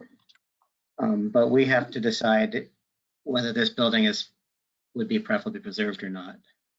And we can conject to the economics of it, but that's not really what we're up to.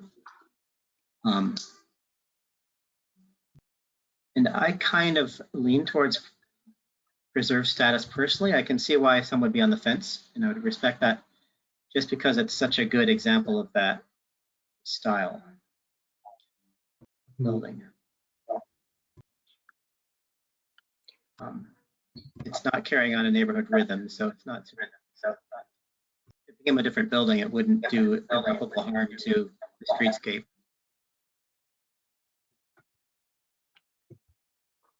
Well, Chair Parks, I find it interesting because it seems to me that most of these conjoined triple deckers like this one is are actually 6 units instead of 3. That this is 3 is, I think, could be quite remarkable in the city. So this might be one of the few instances of a conjoined triple decker that only has 3 tenants.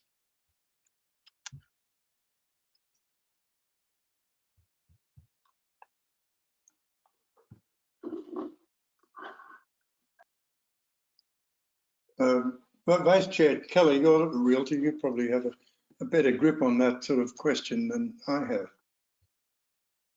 I feel like this example, we see more of it in Cambridge than in Somerville itself, but I mean, it's very much of the region. And this reads, you know, perfectly as its vintage and for the kind of neighborhood this was and is, which is, you know, urban, close to transit, worker housing. Yeah, I mean, I lean towards preferably preserved because it is such a good example of what it is, and it still retains its form and massing and some of its detail. You know, obviously it's had modifications, then has some, you know, the envelope is not all original, but there's enough there that you can very much read what it originally was. Yeah, I mean, to me, it just looks, when you see that structure, you know, you're thinking, you know, it's a dense New England town. That's where it is.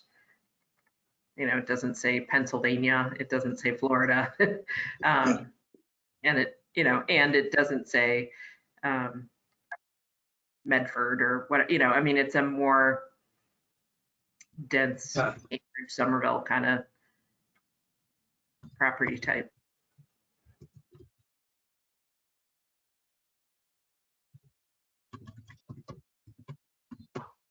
Curiously, when I look at it, I don't know whether this is a code violation. It doesn't seem to have a second egress for the 2nd and 3rd floors. No fire escape. It's just got the front door. Maybe it's grandfathered in, I don't know. No, there's a stairwell at the back. Is that a stairwell? Yeah, So they, you know, each unit would have a door onto the common back hallway Okay. that would also then lead to the basement. But we're getting really off track. Does it, Yeah, I know. do Sorry. people have their opinions generally formed? Or do you want to keep chatting? I do. Is there anybody who hasn't told us anything? How about you, Mr. Falvey? What do you think? Oh, you're Oh, muted. I was just gonna say, I definitely support the argument of leaning towards preferably preserved. The building seems pretty interesting and, you know, supporting all the reasons that have been stated here. I mean, I agree with that, and the fact that that it's not a 6-family, but is a 3-family with each of the units being unusually large, I think also pushes in that direction. Really, it's a double bay, triple decker, if you want to call that. If that's, I don't know if that's an official nomenclature, but it is that. It is now. Triple bay if you count the facade around the side on Berkeley Street. I move that we vote to find the property preferably preserved. I second that. All in favor? Say yes. Yes. Yes. Yes. Okay, roll call, Mr. Falvey, Yes. Mr. Bauer, Yes. Mr. Chagnon, Yes. Mr. Bingham, Yes. Vice Chair Kelly, Yes. and I'll vote yes as well. And for the findings, we could, I think, incorporate the fact that it's a fairly well preserved example of its building type.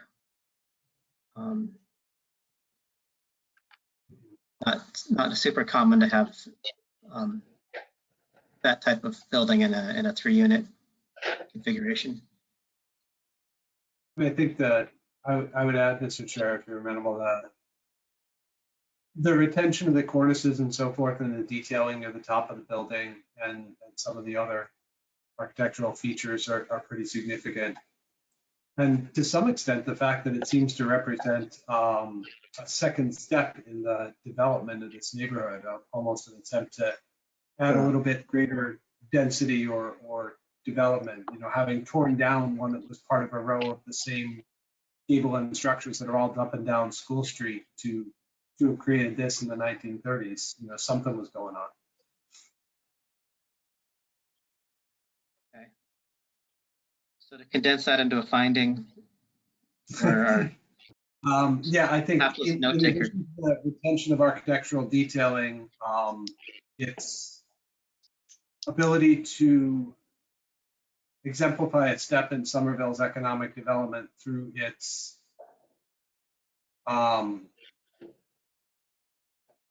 It's the evolution of the economic development. thank you, the evolution of the streetscape and the economic development. Yeah. Sounds good. Any other changes or additions? I move that we vote to adopt those findings. I'll second that.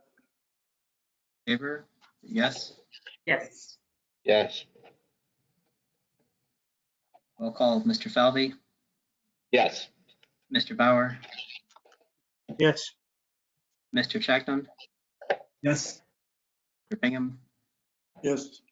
Vice Chair Kelly, Yes. and I will vote yes as well. So I guess this will begin a period of which the applicant will confer with staff and come to a decision about agreement about what preservation might entail. And that's it for our cases. We have some other business. We have minutes from May and a CPC update.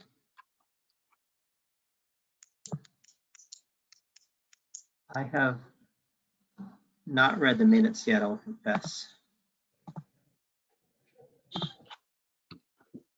I've read the minutes and found them to be substantially correct.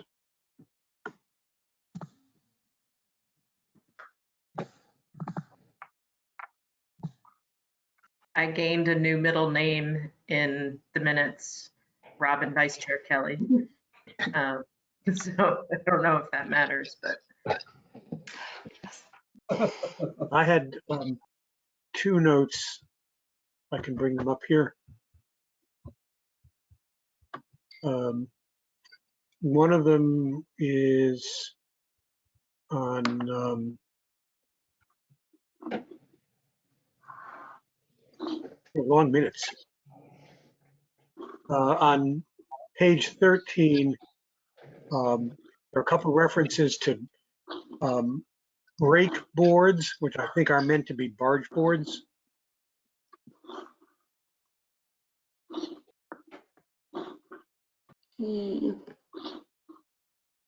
Let me look.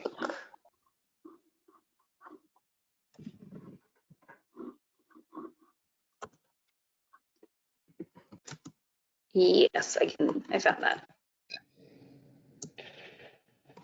And then on page 16, referring now to the March 15th minutes. So we're in sort of meta territory here, minutes about minutes. At the end of the first paragraph, it says, White asks if the commission, and then the rest of the thought is not there. Okay, yes. And then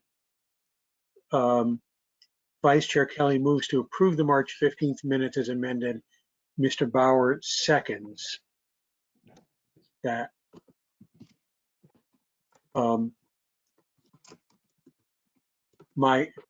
The earlier note in that paragraph is that I had said there were some places where the roll call vote was stated, but it doesn't review the details of the vote. So I'm suspecting that the rest of that paragraph was something like, and staff go back and fill in the details. Does anybody remember that?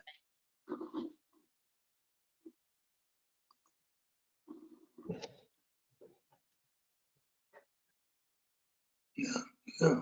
Let me. And I'm also suspecting, since there was a motion which was then approved, that it was a motion to approve the minutes subject to filling in the missing detail about votes. Yes, that is correct.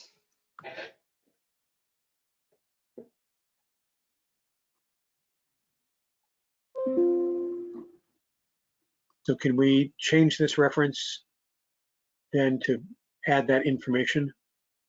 Yes, we can do that.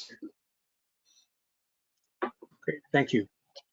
Welcome. I have made a note on these minutes.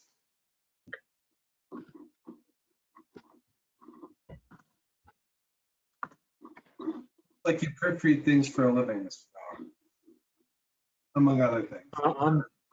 I'm actually not a very good proofreader. My wife is a much better proofreader than I am.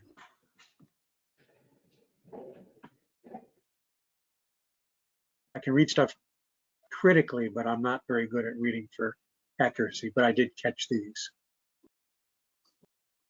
Hold on.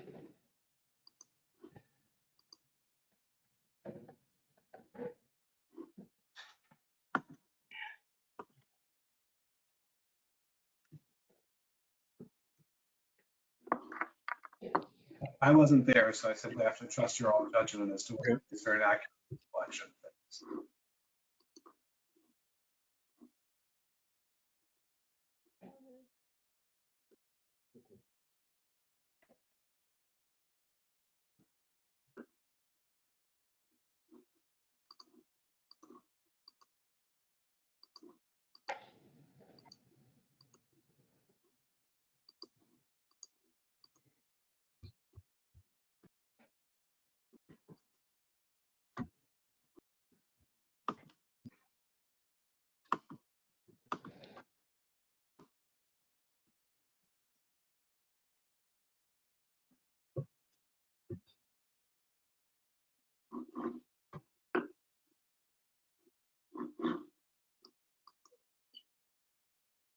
We make a motion to accept the minutes from May 10th. Is that premature? I Are we second ready? that. Just finished. And I assume that that's motion to accept them with the changes. Correct.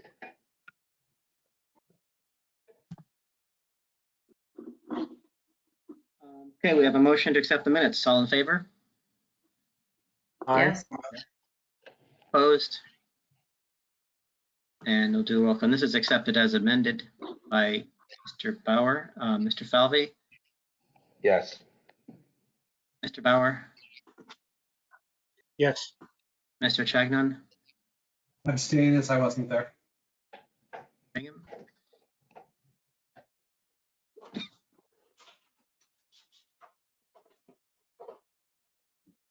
Alan, are you yes or no on the minutes? Yes.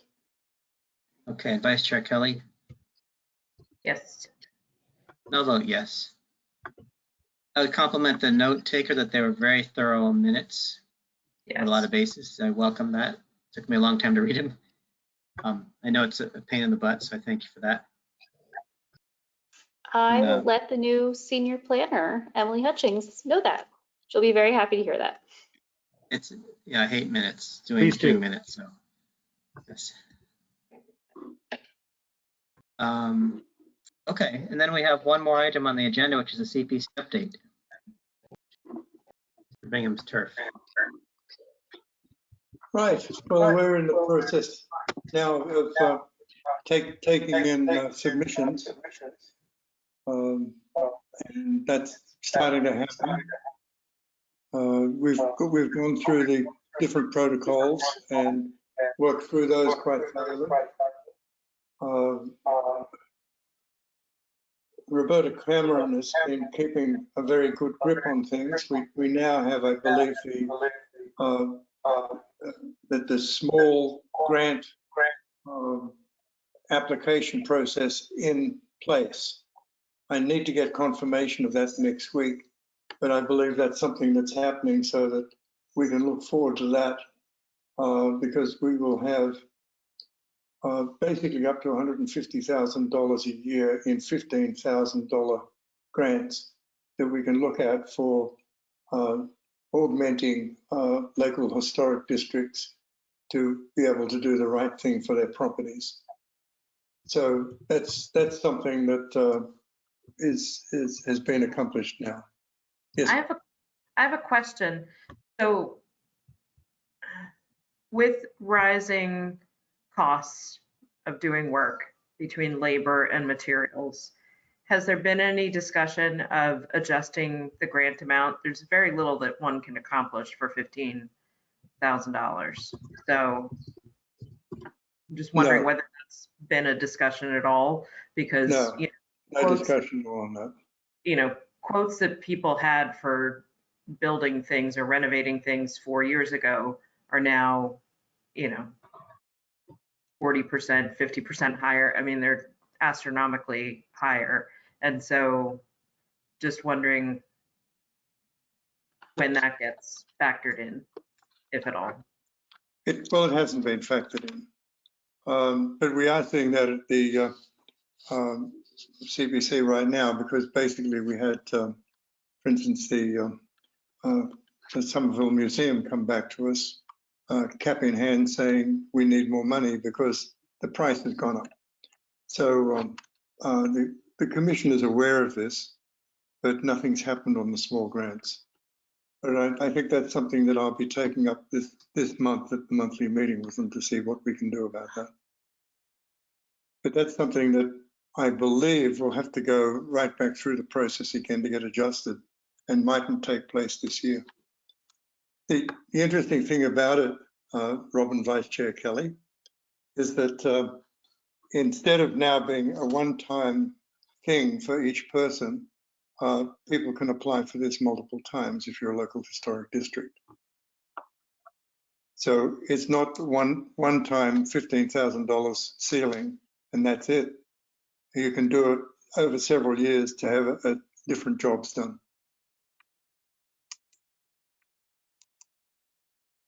Just add to that, that I think when it got adopted originally, the idea wasn't so much that the grants would cover a project, but that they might make a financial difference between whether somebody could do a historically authentic job or whether to Correct. do a more slapdash or inaccurate job. Yeah, correct. The original concept was the example given was the difference between a slate repair and taking slate off and putting on triple tabs, or with a window, actually restoring a window or buying a cheaper window. So things like that to make sure that it is historically more appropriate, not to actually do the whole job. Understood. Thank you. So we're getting applications in. We were fortunate in the historic preservation that we were able to get far more than our fair share of the funding from last year. And I expect that now with all our projects that we had applied last year, they were all satisfied as far as the funding was concerned. And I hope that none of them have to come back to us to ask for more, Robin Vice Chair Kelly, because that would, obviously take money from this year's allocation. But it looks like this year's allocation is going to be even larger than last year's, according to the tax base and the matching funds from the state. So it's all boding well. That's all I have to report at this point in time, because we're in the process of taking in applications. Okay. Thanks for that. We just got hit by Mr. Falvey. Yes. Doug slap.